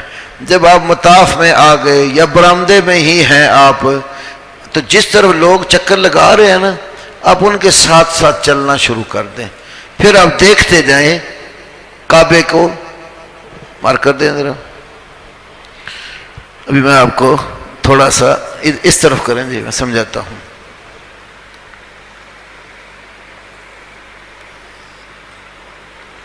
سمجھو کہ یہ 4 کونوں والا ایک کمرہ ہے. یہ جو کونا ہے یوں سمجھ لو حجرے اسود. اس کے پیچھے جو کونا ہے اس کو کہتے ہیں رکن یمانی. ٹھیک ہے, یہاں پر کعبے کا دروازہ ہے. یہ حجر اسود یہاں پر لگا ہوا ہے اس کونے پر. ٹھیک ہے, اب آپ جس وقت کعبے میں جائیں گے نا, بڑی آسانی سے علامت ہے. کعبے کی اس 4 کونوں والے کمرے کے اوپر غلاف چڑھایا ہوتا ہے, کالے رنگ کا, سونے کے ساتھ اس کے اوپر لکھائی ہوتی ہے. تو یہ چاروں جو کونے ہیں نا, بڑی آرام سے آپ دیکھیں گے جس کونے کے اوپر اللہ اکبر لکھا ہوگا, یہ کونا ہے نا, یوں دیکھیں آپ. اب یہ جو کونا ہے کعبے حجر اسود والا, اس کونے کے اوپر سے جو کپڑا غلاف نیچے آ رہا ہے نا, تو اس کونے کے اوپر اللہ اکبر اللہ اکبر اللہ اکبر. پچھلی دفعہ جو تھا اس میں 3 بار اللہ اکبر لکھا ہوا تھا, اور کسی کونے پر غلاف کعبہ پر اللہ اکبر نہیں لکھا ہوا. تو اللہ اکبر جس کونے پر ہوگا سمجھو وہ کونا حجر اسود والا ہے. دوسری پہچان, حجر اسود کے بالکل سامنے برآمدے کی جو سائیڈ آئے گی, آپ دیکھیں گے تو وہ اوپر نیچے تک سبز ٹیوبیں لگی ہوئی. سبز ٹیوب اس بات کی نشاندہی کر رہی ہوگی کہ یہ جو جہت اور سمت ہے یہ حجر اسود کی ہے. تو حجر اسود کی وہ سمت جو ہے, وہاں جب آپ پہنچیں گے تو پھر آپ کا طواف شروع ہونا ہے. جس کو موقع مل گیا یہاں پر آنے کا, یا رش بہت ہوتا ہے, مرد عورتیں ایک دوسرے کو دھکے دے رہے ہوتے ہیں. عبادت میں کسی کو دھکا دینا جائز نہیں ہے. جہالت میں, بعض لوگ محبت میں کہ میں نے چومنا ہی چومنا ہے, دوسروں کو دھکے دے کے آگے گزرتے ہیں. عبادت میں دھکا جائز نہیں. عرب علماء ایک روایت نقل کرتے ہیں ابن ابی شیبہ وغیرہ سے کہ حضرت عمر رضی اللہ عنہ کو نبی علیہ السلام نے کہا تھا کہ عمر تو طاقتور آدمی ہے, تو حجر اسود پر جب تو آئے تو کسی کو دھکا نہیں دینا. اگر اس کے لیے بوسہ لینا فرض ہوتا نا, بوسہ لینا فرض ہوتا, تو پھر کتنے ہی لوگ یہاں شہید ہوتے, اور نہ ہی اللہ کے نبی کو دوسرا آپشن رکھتے. آپ نے یہاں 3 آپشن رکھے. ایک تو اس کو بوسہ دے لو, بوسہ نہیں دے سکتے, ہاتھ لگ جائے, چھڑی پاس ہے وہ لگ جائے, اس کو چوم لو. جو چیز اس کو نہیں لگی, بوسہ بھی نہیں دے سکے, تو دور سے ہاتھ سے اشارہ کرو. اس کو استلام کہتے ہیں. ہاتھ اپنا دایاں کھڑا کرو اور دایاں ہاتھ کھڑا کر کے کیا کہو, اللہ اکبر. اگر آپ بسم اللہ اللہ اکبر کہیں گے یہ بھی صحیح ہے. عبداللہ ابن عمر رضی اللہ عنہ بسم اللہ اللہ اکبر کہہ کر تو وہ طواف شروع کر دیتے تھے. تو یہاں پر دھکم پیل نہیں کرنے. اب یہاں پر بھی کئی لوگ بڑی غلطی کی, دور سے دونوں ہاتھ اٹھا کر اشارے کر کے بار بار چوم رہے ہوتے ہیں. یہ طریقہ نہیں ہے. طریقہ کیا ہے, ہاتھ لگ جائے تو اس کو چوم لو. ویسے بوسے کا موقع مل جائے تو اپنے منہ کے ساتھ اس کو بوسہ دے لو. یہ موقع نہ ملے, نہ ہاتھ لگے, تو دور سے استلام کرو, بسم اللہ اللہ اکبر کہو اس کی طرف, تو طواف شروع کر دو. اب یہاں سے طواف شروع ہو گیا. یہ ادھر آپ جا رہے ہیں, یہاں پر اس سے نا ادھر جب آپ جائیں گے نا, یہاں ایک گول سی دیوار ہے, گول سی دیوار ہے. اس کو حتیم کہتے ہیں, حجر بھی کہتے ہیں, حتیم یا حجر. تو یہ جگہ بھی کعبے کی جگہ ہے, لیکن اس کو مشرکین مکہ نے کعبہ ایک بار گھر گیا تھا, تعمیر کیا, یہ جگہ نہیں تعمیر کر سکے. اس کی وجہ یہ تھی کہ ان کے پاس حلال پیسے ختم ہو گئے تھے. تو انہوں نے اعلان کیا تھا کہ حلال کے پیسے سے کعبہ بنانا ہے, حرام کی کمائی نہیں لگانا.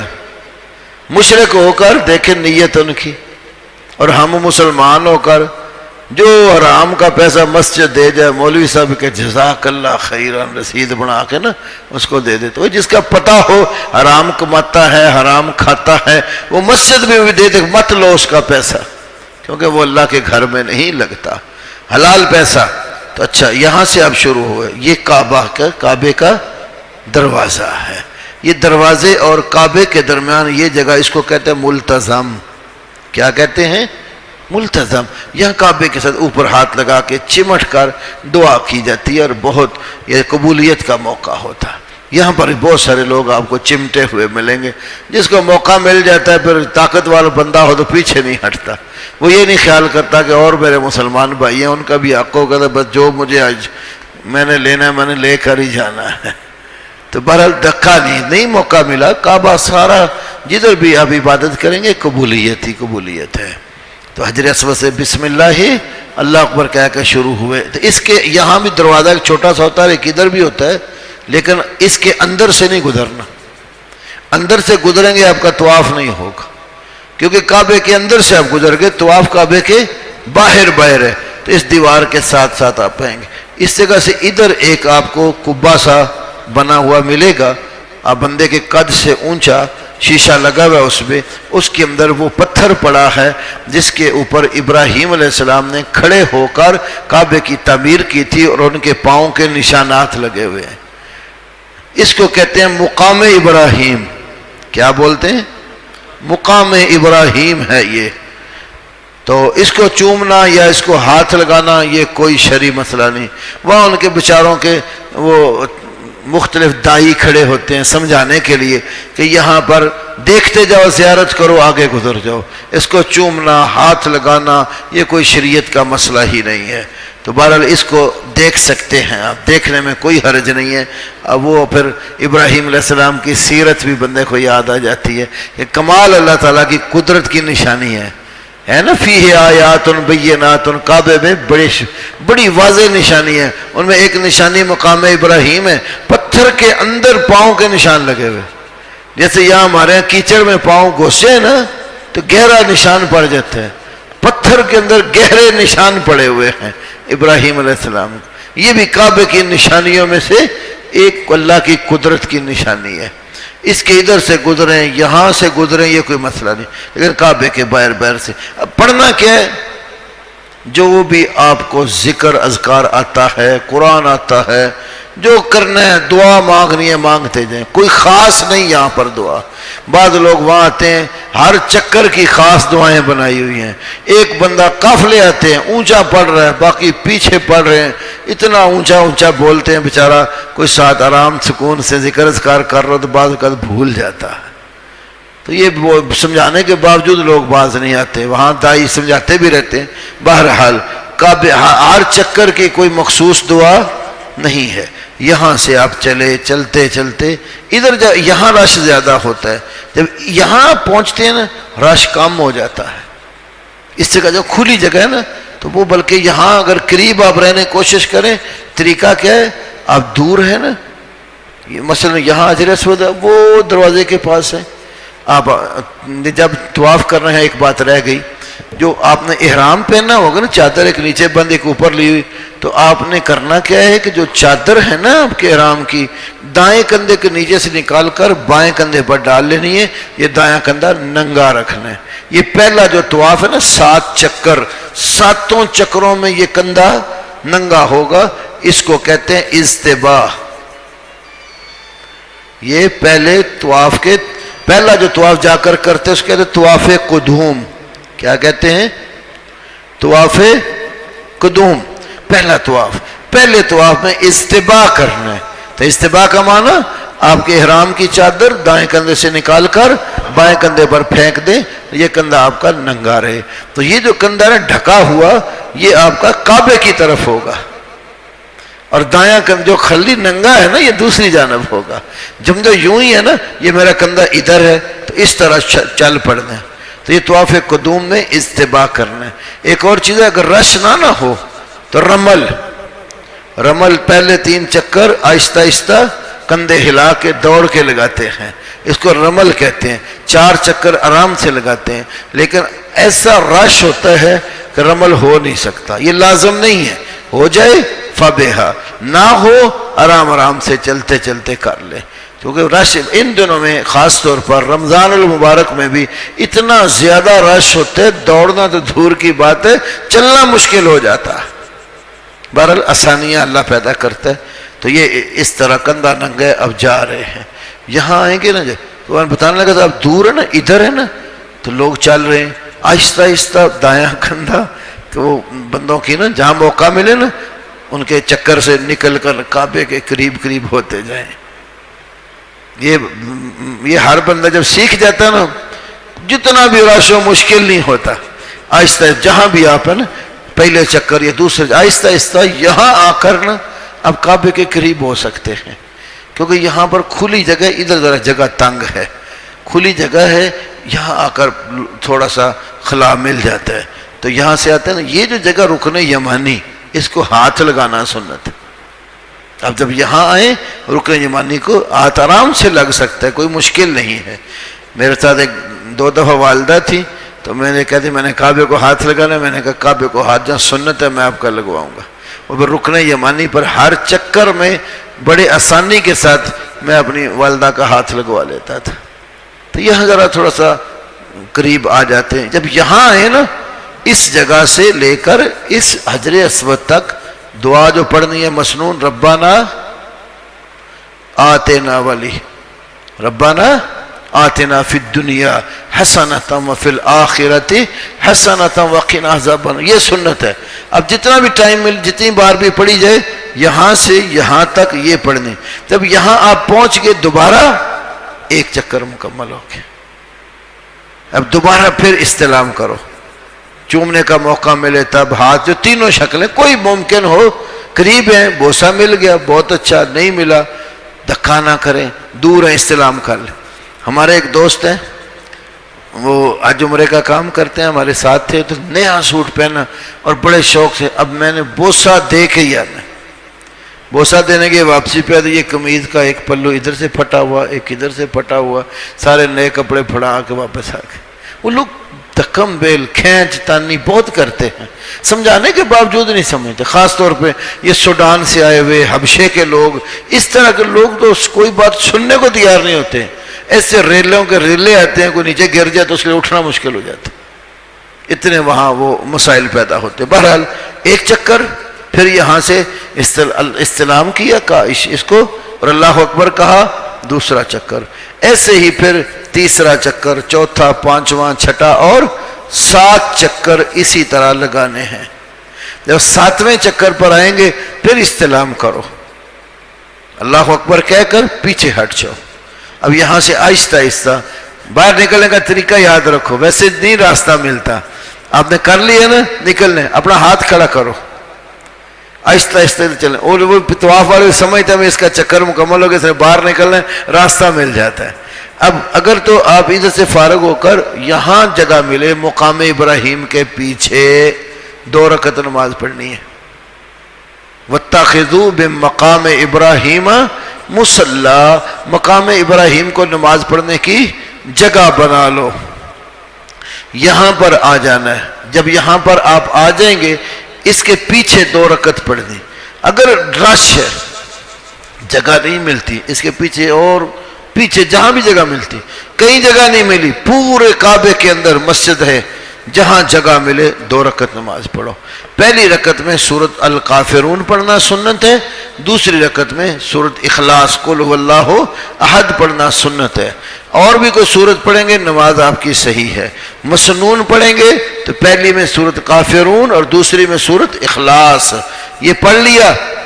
اب اس کے بعد آپ زمزم پئیں، زمزم پینا بھی مسنون ہے۔ وہ کعبے میں ہر طرف انہوں نے کولر رکھے ہوئے ہیں، ماء بارد، ماء حار، ماء بارد جس پر لکھا گیا وہ ٹھنڈا پانی ہے، اور ماء حار جس پر لکھا گرم، یعنی معمول کا جو پانی ہے وہ ہے۔ عربی میں تو ماء کہتے ہیں، عربوں نے بھی جس طرح ہمارے یہاں اردو پنجابی زبان بگاڑی ہوئی ہے، عربوں کی زبان بھی بگڑی ہوئی ہے۔ ماء کو مویا کہتے ہیں، مویا بارد ٹھنڈا پانی، مویا حار گرم پانی۔ پنجابی میں جس کو آپ مویا کہتے ہیں نا مرے ہوئے کو، تو وہاں ماء کو مویا کہتے ہیں۔ یہ زبان ہے نا، اپنی اپنی لوگ الفاظ جو بھی استعمال کرتے ہیں، اعلی زبان کے وہ لفظ دیکھے جاتے ہیں۔ تو وہ کولر پڑے ہیں، آپ نے جو پینا ہے پیو، ٹھنڈا پینا ہے تو وہ مائع بارد سے لے لو، دوسرے سے پینا ہے گرم تو مائع حار لکھا ہوگا کولر پر، وہاں سے پی لو، کچھ پی لو، کوئی اپنے اوپر گرانا ہے گرا لو۔ اس کے بعد آپ وہ آیت ہے نا ان الصفا، یہاں سے اب نکلیں گے تو ادھر برآمدے کے بعد لکھا ہوگا بدایت الصفا، صفا شروع ہو رہا ہے ادھر، یہ الی الصفا لکھا ہوگا، صفا کی جانب تیر کا نشان دیا، آپ ادھر چلتے جائیں۔ وہ آپ کو ساتھ ہی اس طرف جا کر سیدھی لائن کی شکل میں سمجھو ادھر صفا ہوگا اور یہاں پر مروہ ہوگا. یہاں بھی پہاڑی تھی اور یہاں بھی پہاڑی تھی، جس کے اوپر اسماعیل علیہ السلام کبھی ادھر چڑھ کے جاتی تھی حضرت اسماعیل کے لیے پانی دیکھنے، کبھی ادھر چڑھ کے جاتی تھی. یہ بھی پہاڑی تھی، وہ بھی پہاڑی تھی. ہاں آج پہاڑی کے نشان ہیں. بیسمنٹ میں جب جاتے ہیں تو بیسمنٹ میں پہاڑی صفا کی کافی موجود ہے. مروہ کی طرف جائیں تو مروہ والی جگہ پر کچھ پہاڑ کے نشانات جو ہے فرش کے اندر موجود ہیں. ان الصفا والمروۃ من شعائر اللہ. یہ آیت پڑھتے صفا پر چلے جائیں. جب صفا پر جائیں تو کیا کہنا ہے؟ اللہ اکبر، اشہد ان لا الہ الا اللہ وحدہ لا شریک لہ لہ الملک ولہ الحمد وہو علی کل شیء قدیر. اشہد ان لا الہ الا اللہ وحدہ انجز وعدہ نصر عبدہ وحزم الاحزاب وحدہ. یہ دعا پڑھیں کعبے کی طرف منہ کر کے. وہاں سے آپ کو وہ کچھ تھوڑی سی کعبے کی شکل پلروں کے اندر سے نظر آ جائے گی. تو کعبے کی طرف رخ کر کے ہاتھ اٹھا لیں اور یہ کلمات 3 بار کہیں اور اس کے ساتھ جو دعا مانگنی ہے اللہ سے وہ مانگ لو. جب صفا پر چڑھ کے آپ یہ کام کریں گے پھر آپ مروہ کی طرف سیدھے چلنا شروع ہو جائیں گے. تو انہوں نے وہ برآمدے بنائے ہوئے، بڑی چھتہ ہوا ہے، 3-4 منزلیں ہیں. جس منزل میں بھی موقع مل جائے، یہ صفا مروہ کی ایک جیسا سفر ہے. یہاں چکر کعبے کے بڑے چھوٹے دور دور ہو جائیں گے، یہاں یہ مسئلہ نہیں ہے. تو صفا پہ شروع ہو کر نیچے اتریں گے نا، تھوڑا سا ہی آئیں گے، اس میں سبز ٹیوب لگی ہوگی چھت کے اوپر. کافی انہیں سبز ٹیوبیں لگائی ہیں. جہاں سے سبز ٹیوب شروع ہو رہی وہاں سے آپ نے دوڑنا ہے، ہلکا ہلکا دوڑیں. جہاں ختم ہو رہی ہے وہاں آپ کی دوڑ ختم. وہ اماں حاجرہ وہاں دوڑی تھی نا، ام اسماعیل، تو وہ اس طرح دوڑنا سنت بنا دیا ہے. ہلکا ہلکا دوڑتے جائیں، یہاں سے جہاں سبز نشان ختم ہو پھر دوڑ ختم کر دیں. دعا کوئی بھی پڑھے، اس میں بھی کوئی مختص نہیں. ہاں عبداللہ ابن عمر رضی اللہ تعالی عنہ یہاں پر کہتے تھے رب اغفر ورحم وانت الاعز الاکرم. رب اغفر ورحم وانت الاعز الاکرم. یہ دعا عبداللہ بن عمر یہاں پڑھتے تھے. اب کوئی بھی دعا ہے جو آپ کے من میں ہے رب سے مانگنی ہے، کوئی دعا آتی ہے، قرآن پڑھنا ہے، تلاوت کرنا ہے، یہاں سے ذکر کرتے کرتے مروہ پر پہنچ گئے.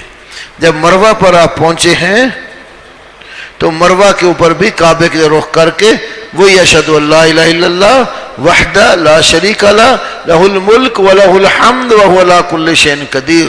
لا الہ الا اللہ وحدہ انجز وعدہ ونصر عبدہ وحزم الاحزاب وحدہ. یہ 3 بار پڑھیں، پھر جو دعا کرنی کریں. تو یہ صفا سے شروع ہوں گے، یہاں ایک چکر. یہ نہیں ہے صفا سے شروع ہو کر مروہ پر واپس آ کر چکر جیسے ادھر تھا. بعض لوگ بھول جاتے ہیں، کئی پڑھے لکھے بھی بھول جاتے ہیں، بڑے بڑے علماء کئی دفعہ بھول جاتے ہیں. ہماری جماعت کے بہت بڑے عالم ہیں، نام نہیں لیتا ہوں میں، تو وہ جب گئے نا پہلی دفعہ تو انہوں نے یہاں سے صفا سے شروع کیا، مروہ تھا 14 چکر لگائے. بڑے بڑے لوگ بھول. ایک کہانی ہے، اب مجھے اچھی طرح یہ ضبط نہیں ہے کس کتاب کے اندر، ویسے اہل علم میں ذکر کی جاتی ہے. ملا علی قاری تھے تو انہوں نے حج پر بڑی مفصل کتاب لکھی ہے. وہ حج پر گئے تو وہاں کسی جگہ پر بھول گئے. کسی سے پوچھا بھئی اب کیا کرنا ہے؟ انہوں نے کہا میں آپ کو ایک کتاب بتاتا ہوں، وہ کتاب آپ پڑھیں، اس میں سب کچھ لکھا ہوا ہے. تو کتاب کون سی؟ کتاب بتا جی ایک ملا علی قاری کوئی عالم ہے، ان کی کتاب. اس نے کتاب تو میری ہے. تو جی دیکھی نہیں نہ ہوتی. دیکھنے میں مشاہدے کے بغیر پڑھنے سننے میں فرق ہوتا ہے. ایک دفعہ حج عمرہ کر لیں گے پھر آپ کو کتابوں کی ضرورت بھی نہیں رہتی. وہ سارا نقشہ آپ کے اندر ہوتا ہے، آپ آرام سے کر سکتے ہیں. تو صفا سے شروع ہوئے مروہ پر 1 چکر، مروہ سے صفا پر 2، پھر پیچھے جائیں 3، پھر ادھر 4، ادھر 5، ادھر 6 اور ادھر. تو شروع کہاں سے ہوگا؟ صفا سے ختم مروہ پر. جب مروہ پر 7واں چکر آپ پہنچیں گے نا، اب آپ یہاں پر پہنچے تو آپ کا عمرے کا یہ سارا حصہ ختم. صرف ایک چیز رہ جاتی ہے، اب یہاں سے اب باہر نکلے، مروہ والے گیٹ سے باہر نکل جائیں تب، یا جس طرف ہوٹل کی طرف سے آپ آتے ہیں، آپ کے ہوٹل کے پاس کوئی حجام ہے تب ادھر باہر نکلے تو اس طرف بہت سارے حجام ہیں، سر کے بال مونڈنے یا کتروانے، ادھر سے نہیں، آپ ادھر آئیں گے باب ملک عبدالعزیز کی طرف، تو جو وقف ملک عبدالعزیز بلڈنگ ہے جس کے اوپر وہ بہت بڑا مینار بھی ہے، چاند بنا ہوا ہے، اس کے نیچے بھی کافی حجام بیٹھتے ہیں، یا بعض اوقات یہ ہوتا ہے جدھر بندہ ہوٹل میں رہتا ہے اس کے قریب بھی حجام ہوتے ہیں، جو حرم کے زیادہ قریب ہیں ان دنوں بہت مہنگے ہوتے ہیں، عام طور پر 20 ریال لے لیتے ہیں، اب 20 کو 30 سے ضرب دو، 600 روپیہ خالی ٹینڈ کرانے کا لے لیتے۔ تو اگر آپ کے پاس اپنے دوست آئے، میں کوئی اپنا اس طرح کا انجی رکھا ہو تو خود کر لیں، ٹینڈ اگر کروا لیں تو وہ افضل ہے۔ آپ نے 3 بار دعا کی، اللہم ارحم المحلقین، اے اللہ ٹینڈ کروانے والوں کے لیے رحمت نازل کر۔ تو ٹینڈ نہیں کروا سکے، صحابہ نے پھر کہا یا رسول والمقصرین، پھر بھی ٹینڈ والوں کی دعا کی، پھر کہا والمقصرین، پھر ٹینڈ والوں کے لیے دعا کی، 3 مرتبہ حلق ٹینڈ کروانے کے لیے دعا کی، اور چوتھی بار فرمایا والمقصرین، یا اللہ جو بال کتروانے والے ان پر بھی رحم کر۔ کتروانے جب آپ نے بال ہیں تو سارے سار کے ایک جیسے کتروانا۔ لوگ کیا کرتے ہیں، کینچی رکھی بیچ میں، ادھر سے تھوڑے سے پکڑے، کچھ یہاں کاٹے، کچھ تھوڑے سے یہاں کاٹے، پھر جا کے مسجد عائشہ کے رام باندھا پھر آگے، وہ تھوڑے تھوڑے کر کے کہیں کہیں سے کاٹتے رہتے ہیں۔ تو یہ طریقہ ٹھیک نہیں ہے، بال کتروانے ہیں یا سارے کترواؤ، ٹینڈ کروانی ہے تو پوری طرح کروا۔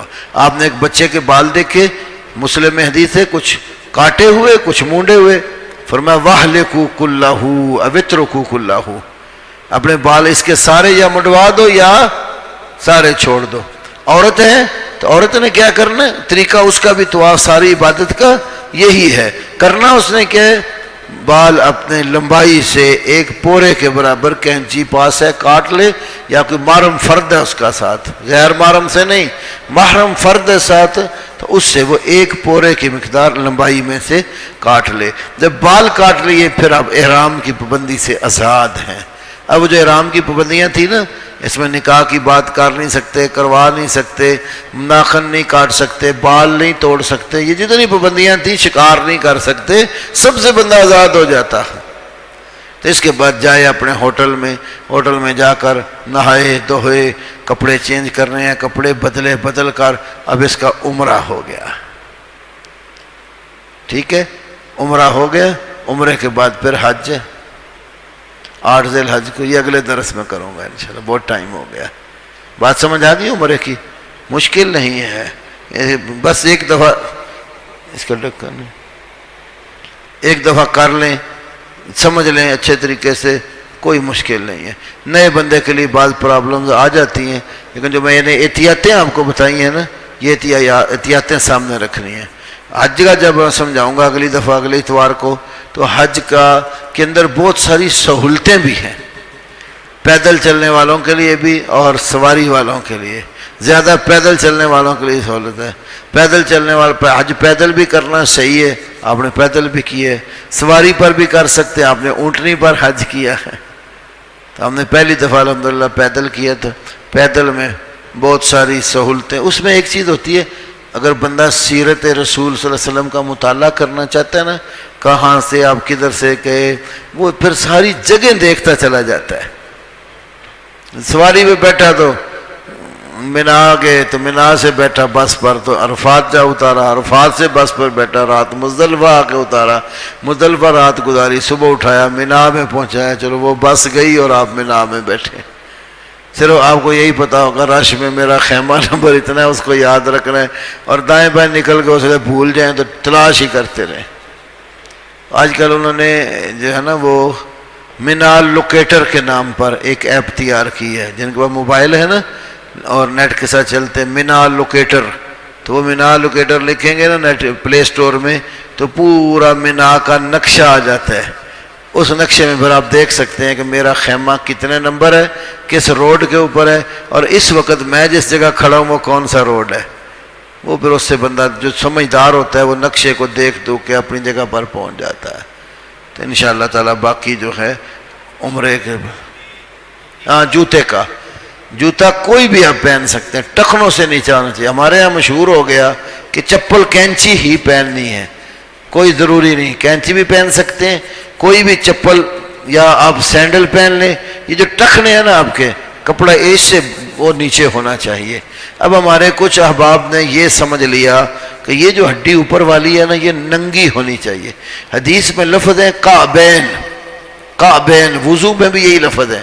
جب وضو میں یہ آتے ہیں ہمارے بھائی ترجمہ ٹخنے کرتے ہیں، ٹخنے، اور جس وقت حج کا موقع تھا انہی لفظوں کا ترجمہ ٹخنوں کی بجائے جو ہے نا وہ اوپر والی ہڈی کر لیتے ہیں۔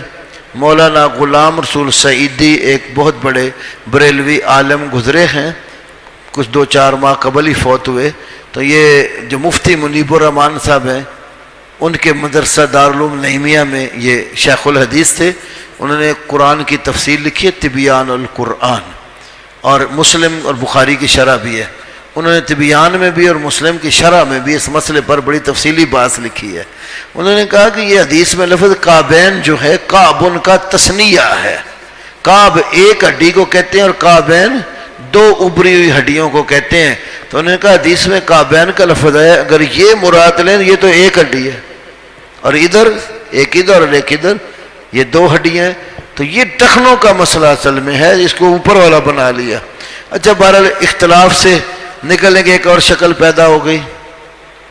اب کچھ سینڈل بھی تیار کر لیے گئے، ایسے سینڈل بنائے ہوئے ہیں، ایک اس کی بدری یہاں آتی ہے، دوسری یہاں سے یوں باندھتے ہیں، یہ ننگا رہ جاتا ہے، وہ بھی پہن لیں، کوئی قباحت نہیں ہے۔ اگر کوئی ایسا بوٹ آپ پہنتے ہیں، ایسا سینڈل پہنتے ہیں، یہ ڈھکی جاتی ہے لیکن ٹخنوں سے نیچے ہے، وہ صحیح ہے۔ میں جب پہلی دفعہ حج پر گیا نا، ہمارے وہاں پر جس جگہ گئے ہمیں لے کر لے جانے والے وہ ایک تبلیغی جماعت کے تھے۔ تو پہلی دفعہ جب اتنا بڑا ہال، تو اس میں جا کر ہمیں تو پتہ ہی نہیں تھا، جو بندہ پہلی دفعہ جاتا اس کو کیا پتہ ہے ہوٹل میں کس طرح کمرہ ملنا ہے، یا ایسے ہال میں انہوں نے پھینک دینا ہے۔ بڑا ہال، اس میں گدے ڈالے ہوئے، جو جدھر جو کسی نے لیٹنا ہے تو آرام کرو۔ اور میں نے سینڈل پہنے ہوئے تھے، تو وہ تبلیغی جماعت کے جو امیر تھے ٹاؤن شپ کے تھے، تو وہ مجھے کہنے لگے مولوی صاحب یہ کیا کیا ہوا ہے، اپنا حج خراب کر رہے ہیں۔ میں نے کہا کیوں حضرت کیا ہوا؟ وہ آپ نے یہ پہنا ہوا تو آپ کی ہڈی ننگی نہیں ہے۔ میں نے کہا اس کی کوئی دلیل؟ میں نے 6-7 حج کیے ہیں کئی علماء کے ساتھ، سب یہی بتاتے ہیں۔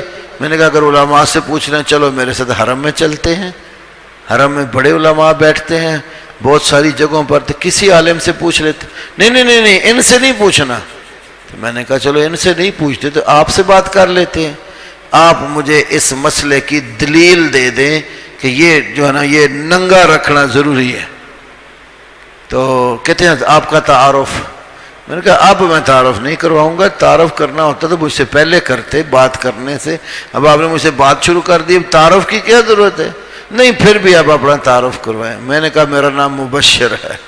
اب وہ کہتے ہیں مبشر احمد ربانی۔ میں نے کہا جی آپ ٹاؤن شپ میں ابراہیم سلفی صاحب کی مسجد میں درس دینے بھی آتے ہیں نا؟ میں نے کہا بالکل آتا ہوں۔ وہ غائبانہ سنا ہوا تھا کہ بس میری آپ سے کوئی بحث نہیں ہے۔ میں نے کہا تو پہلے کیوں الجھے میرے ساتھ؟ میں نے کہا میں آپ کو بخاری کی حدیث پڑھ کے سناتا ہوں۔ نبی صلی اللہ علیہ وسلم نے فرمایا جس کے پاس جوتا نہیں ہے نا وہ موزے پہن لے، جس کے پاس جوتا نہیں وہ موزے پہن لے، اور موزے ٹخنوں سے نیچے تک کاٹ ڈالے۔ جب موزہ پہنے گا تو ہڈی ننگی رہے گی۔ مولوی صاحب خاموش ہو گئے۔ مجھے پھر ایک جملہ کہا، کہنے لگے آپ اپنی جو ہے نا ذمہ داری پر یہ کر رہے ہیں۔ میں نے کہا حضرت میں نے حج اپنا آپ کی ذمہ داری پہ نہیں چھوڑا ہوا، میں بصیرت کے ساتھ سنت کے مطابق سمجھ کر حج کر رہا ہوں، اور میں آپ کو بخاری کی حدیث سنا رہا ہوں، اور اللہ کے فضل سے میں نے بخاری پڑھی بھی ہے، میں نے بخاری پڑھائی بھی ہے۔ آپ نے پڑھی پڑھائی ہے تو مجھے دلیل پیش کریں۔ خاموش ہو کے پھر نہیں اس نے مجھے چھیڑا۔ اس کے بعد ایک دن فجر کی نماز ہم نے پڑھی ایک مسجد میں محلے کی، باہر گلی میں جگہ ملی نماز کے لیے، تو سلام پھیرا تو پیچھے ہمارے ذکی الرحمان لکھوی صاحب، وہ جب انہوں نے سینڈل پہنے دیکھا نا، شیخ صاحب یہ ٹھیک ہے؟ میں نے کہا جو آپ سے بھی بات کرتے ہیں۔ پھر ان سے بات ہی کرتے ہیں، میں خواہ مخواہ پریشان ہوں چپل پہن کے، میرے پاس بوٹ ہیں اور ٹخنوں سے نیچے ہیں، تو میں نے کہا پہن لو۔ کہا یہاں عرب علماء نے ایک اور بات بھی لکھی ہے، نبی علیہ السلام جب مکے میں تھے نا تو آپ صلی اللہ علیہ وسلم نے فرمایا تھا کہ جس کے بعد جوتے نہیں ہیں وہ موزے پہن لے اور ٹخنوں سے نیچے تک کاٹ لے، یہ یہاں حکم دیا۔ لیکن جب آپ مینا میں گئے نا وہاں خطبہ جو دیا تھا اس میں موزے پہننے کا کہا، کاٹنے کا نہیں کہا۔ تو جو مدینے کے بہت بڑے محدث ہیں آج بھی زندہ ہیں، تو شیخ عبد المحسن العباد حفظہ اللہ تعالی وسلمہ، بہت بڑے محدث ہیں، میرا خیال 100 کے قریب عمر ہو چکی ہوگی، تو وہاں پر مسجد نبوی میں بھی حدیث پڑھاتے ہیں اور مدینہ یونیورسٹی میں بھی پڑھاتے ہیں۔ تو انہوں نے کتاب لکھی ہے اس کے اوپر نا، حج اور عمرے کے احکام کے اوپر، تو انہوں نے یہ ذکر کیا اس میں کہ نبی علیہ السلام نے مکے میں تو کاٹنے کا کہا تھا اور آگے جا کر مینا میں کاٹنے کا نہیں کہا تھا، تو جس سے معلوم ہوتا ہے کہ کاٹنے والا حکم پہلے کا ہے اور نہ کاٹنے والا بعد کا ہے۔ انہوں نے بعد والے کو یہ ناسخ ہے وہ منسوخ ہے، نہ بھی کاٹیں، ٹخنے جو چھپ بھی جائیں تو حرج نہیں ہے، کیونکہ آپ نے موزے جو ہے نا پہننے کا کہہ دیا تھا، تو موزہ جب بندہ پہنتا ہے تو وہ پورا اوپر آتا ہے، اس کے ٹخنے بھی ڈھک جاتے ہیں، یہ ہڈی بھی ڈھک جاتی ہے، تو اس لیے بوٹ بھی اگر کوئی پہن لیتا ہے تو عربوں میں کوئی مسئلہ نہیں ہے۔ مسئلہ ہمارے یہاں کے لوگ بناتے ہیں، تو عربوں میں تو جوتا صاف ہو نا تو حرم میں آپ پہن کے نماز پڑھیں گے، کوئی منع نہیں ہے۔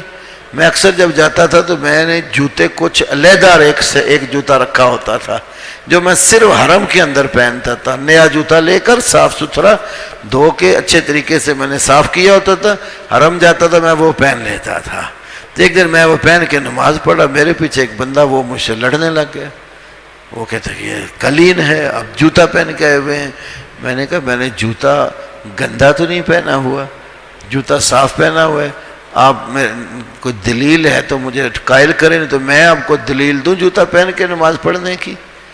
میں نے کہا صحیح بخاری میں جوتا پہن کر باب پڑھنے کا باب باندھا امام بخاری نے، ابو داؤد میں باب باندھا ہے، حدیث لائے آپ سب جوتا پہن کے حرم میں ہی تو نماز پڑھتے تھے۔ تو نہیں آپ نے سارا کلین خراب کرا نا، خرید بتائیں، میں دیکھیں کوئی گندگی لگی تب بھی بتائیں۔ وہ تھوڑی دیر میں نے اس کو جب 1-2 دلیلیں دی تو میں نے کہا پھر چلو یہ نہیں مانتے نا، آج وہ پھر حرم میں امام ہیں یا علماء فتویٰ والے بیٹھے ہوئے ہیں، باب ملک عبدالعزیز سے اندر داخل ہو، دائیں طرف کمرے میں 3 علماء بیٹھتے ہیں فتویٰ دیتے ہیں، ان سے پوچھ لیتے ہیں۔ تو پھر وہ نے اتنی بات کی تو سلام پھر سنتے پڑھنے لگے، میں نے پیچھے دیکھا تو پھر وہ نظر نہیں آیا کدھر چلا گیا۔ تو بہرحال کچھ لوگ جاہل ہوتے ہیں اور وہ سنی سنائی باتوں پر نہیں، بصیرت کے ساتھ علم کے ساتھ سنت رسول جان کر اس کے مطابق عمل کرو۔ عرب آپ کو کچھ بھی نہیں کہتے، جتنے عرب ہیں نا نماز پڑھ رہے ہیں، جوتا پہنا ہے نہیں پہنا، ننگے پاؤں آ رہے ہیں، کوئی مسئلہ نہیں، مسئلہ بنائیں گے ہمارے لوگ۔ تو بہرحال اگر کہیں فتنے کا ڈر ہو تو جائز ہے نا، جواز کو چھوڑا بھی جا سکتا ہے، جوتے پہن کر بھی نماز پڑھ سکتے ہیں، اتار کر بھی پڑھ سکتے ہیں۔ کوئی زیادہ فتنے کا شکار ہے تو جوتے جو تھیلا آپ کے پاس ہوتا ہے اس میں ڈال لیں اور پاس رکھ لیں، کیونکہ وہاں جوتوں کا بہت پرابلم ہوتا ہے نا۔ تو یہ جتنے حاجی جاتے ہیں نا، کئی تو ایسے ہیں کہ وہ ان کو پورا سامان دیتے ہیں، ٹیچی علیحدہ دیتے ہیں، کنکریاں ڈالنے کے لیے تھیلی علیحدہ دیتے ہیں، جوتا ڈالنے کے لیے علیحدہ تھیلی بنائی ہوتی ہے۔ وہ جب پتہ جاتا ہے اس کو تجربہ ہو جاتا ہے 1-2 دنوں میں ہی، ایک چھوٹا سا وہ کندھے کے اوپر ڈالنے کے لیے تھیلا ہوتا ہے، وہی آپ نے جانا ہے تو اس کے اندر اپنے جوتے ڈال لیں اور تھیلا کندھوں پہ ڈال لیں، جہاں مرضی پھریں، کوئی جوتا گم ہونے کا چکر نہیں، ورنہ باہر اتار کے چلے گئے واپسی پہ نہیں ملے گا۔ کیا کریں گے، صفائی والے آئیں گے سارے جوتے اٹھا کے باہر پھینک دیں گے۔ اس لیے وہاں علماء یہ کہتے ہیں کہ انہوں نے تو جوتے پھینک دینے ہیں، باہر جا کر صفائی ہوگی سمندر میں پھینک دیں گے جا کے۔ تو جس کو باہر حدود کعبے سے باہر، دروازوں سے باہر کوئی بھی جوتا ملے ضائع ہونے سے بہتر ہے وہ پہن لے، لیکن جو کسی نے اندر چھپا کے رکھے ہوئے ہیں نا، خود نہ نکالو۔ تو صفائی والے کئی دفعہ وہ پھر جو لوگ اندر رکھتے ہیں نا جوتے، وہ کوئی جو الماریاں بنی ہوتی ہیں جوتوں والی کی ان میں رکھ دیتے ہیں، وہ تو کچھ نہیں کہتے۔ مدینہ میں اس طرح ہوتا ہے زیادہ، یہاں نہیں، حرم میں ایسا نہیں ہے۔ تو وہ جب اب حرم سے داخل ہوتے ہیں تو آگے پلاسٹک کے جو بیگ ہے نا وہ دینے کے اوپر جوتے کا نشان بنا ہوا ہے، دربار میں لگے ہیں، توڑ کے دے رہے ہیں لوگ، اس میں اپنا جوتا ڈالتے پکڑ دے اور اندر چلے جاتے ہیں۔ تو یہ بھی ایک احتیاط ہے. اگر آپ کو اپنا بیگ چھوٹا سا کپڑے کا بنا ہوا ہے کندھوں پر ڈالنے والا نا، اس میں ڈال لیا، پانی کی ایک بوتل رکھ لی پاس، گرمی ہوتی ہے زمزم بھرا، جب پیاس لگی پی لیا، کندھے پہ ڈالا، اس کے ساتھ نماز بھی پڑھیں تو کوئی پرابلم نہیں، جوتا گم بھی نہیں ہوتا، اتار کے سامنے رکھنا سامنے رکھ لو. تو یہ احتیاطیں ہیں کچھ. اللہ ہمیں صحیح عمل کی توفیق دے، اور اللہ تعالی ہمیں کعبۃ اللہ میں جانے کی اور حج عمرہ کی. ہاں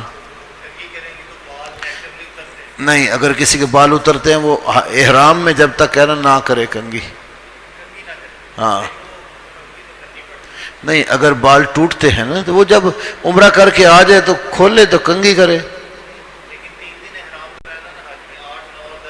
ہاں تو اس دن دینا کنگھی، پھر اگر ایسی کرے موٹی ہو جسے بال ٹوٹے نا، بال ٹوٹیں گے حالت احرام میں تو پابندی ہے. 3 دن کوئی مسئلہ نہیں. یہی تو اللہ کو حالت پسند ہے. وہ اس میں مٹی مٹی لگی ہوتی ہے. جو عام عموم ہی جاتے ہیں نا حاجی، کئی ایسے ہوتے ہیں جو باہر خیموں کے باہر بیچارے اپنی بوریا بستر بچھا کے لیٹے ہوتے ہیں، تو بڑے مسائل ہوتے ہیں. گرمی بھی بڑی شدید ہوتی ہے آج کل، تو گرمی میں بیٹھ کے تو انسان کی حالت کافی بگڑی ہوتی ہے. نہا ضرور لے لیکن کنگھی نہ کرے. 2-3 دن جو حج کے فارغ ہو جائے تو پھر کنگھی ہی کرنی ہے، اور کیا کرنا ہے. ایک سے زائد عمرے کرنے ہیں تو اس کے لیے یہ ہے، ایک عمرے سے دوسرے عمرے تک اتنا وقفہ ہونا چاہیے کہ سر کے بال اتر سکیں. اس کی پر یہ ترکیب ہو سکتی ہے، عمرہ کیا جاتے ہی کینچی سے بال کتروا لیے تھوڑے تھوڑے ایک جیسے، پھر اسی طرح کام کا آہستہ آہستہ موٹی مشین لگا لیں. پھر اگر ٹینڈ کی باری آ جاتی، ٹینڈ کے بعد پھر اتنے دن رکے جب تک وہ اس طرح پھرنے کے قابل نہیں ہوتا.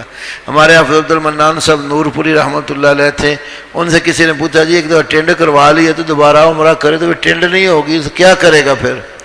انہوں نے ایک مثال دی، کہتے ہیں یہ جو بابو لوگ ہیں نا صبح دفتر جاتے ہیں روزانہ داڑھی مونڈتے ہیں، اگر آج داڑھی مونڈی ہے تو کل بال اتنے میں جلدی میں نہیں آئے تو وہ کیوں اس طرح پھیرتے ہیں، سیدھا پھیرے پھر الٹا پھیرتے ہیں، پھر شیشے میں دیکھتے ہیں پپو لگتا بھائی دائیں کوئی بال رہ تو نہیں گیا. تو یہ تو کیا کرتا ہے، اترتے ہی ہے نا کچھ تبھی اس طرح پھیر رہا ہوتا ہے، داڑھی پہ بلیڈ پھیر رہا ہوتا ہے. تو وہ اس لیے 1-2 دن کے وقفے میں بال اتنے آ جاتے ہیں کہ اس کے اوپر اس طرح چل سکتا ہے. تو اتنا وقفہ کر لے، روز ہی جو ہے نا ٹینڈ چھلا کے، تو یہ بھی کوئی مسئلہ نہیں شرع میں، نفلی عبادت ہے. جتنے بار کریں وہ وقفہ رکھو بیچ میں. نبی صلی اللہ علیہ وسلم ویسے اتنے زیادہ عمرے تو نہیں کیے. ہاں اس سے بہتر ہے کعبے کے اندر جاؤ، طواف کرو. طواف اگر نفلی میں دھکے زیادہ پڑتے ہیں، خواتین سے رش زیادہ ہے، حرم کے کسی کونے میں جا کر کہیں بھی جگہ ملے بیٹھ جاؤ، وہاں نماز پڑھو، اذکار کرو، قرآن پڑھو، عبادت کرتے رہو.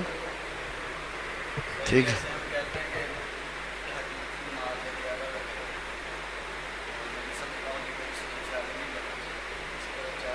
نبی صلی اللہ علیہ وسلم، ایک ہے سنت عمل، ایک ہے رسول اللہ کی رخصت.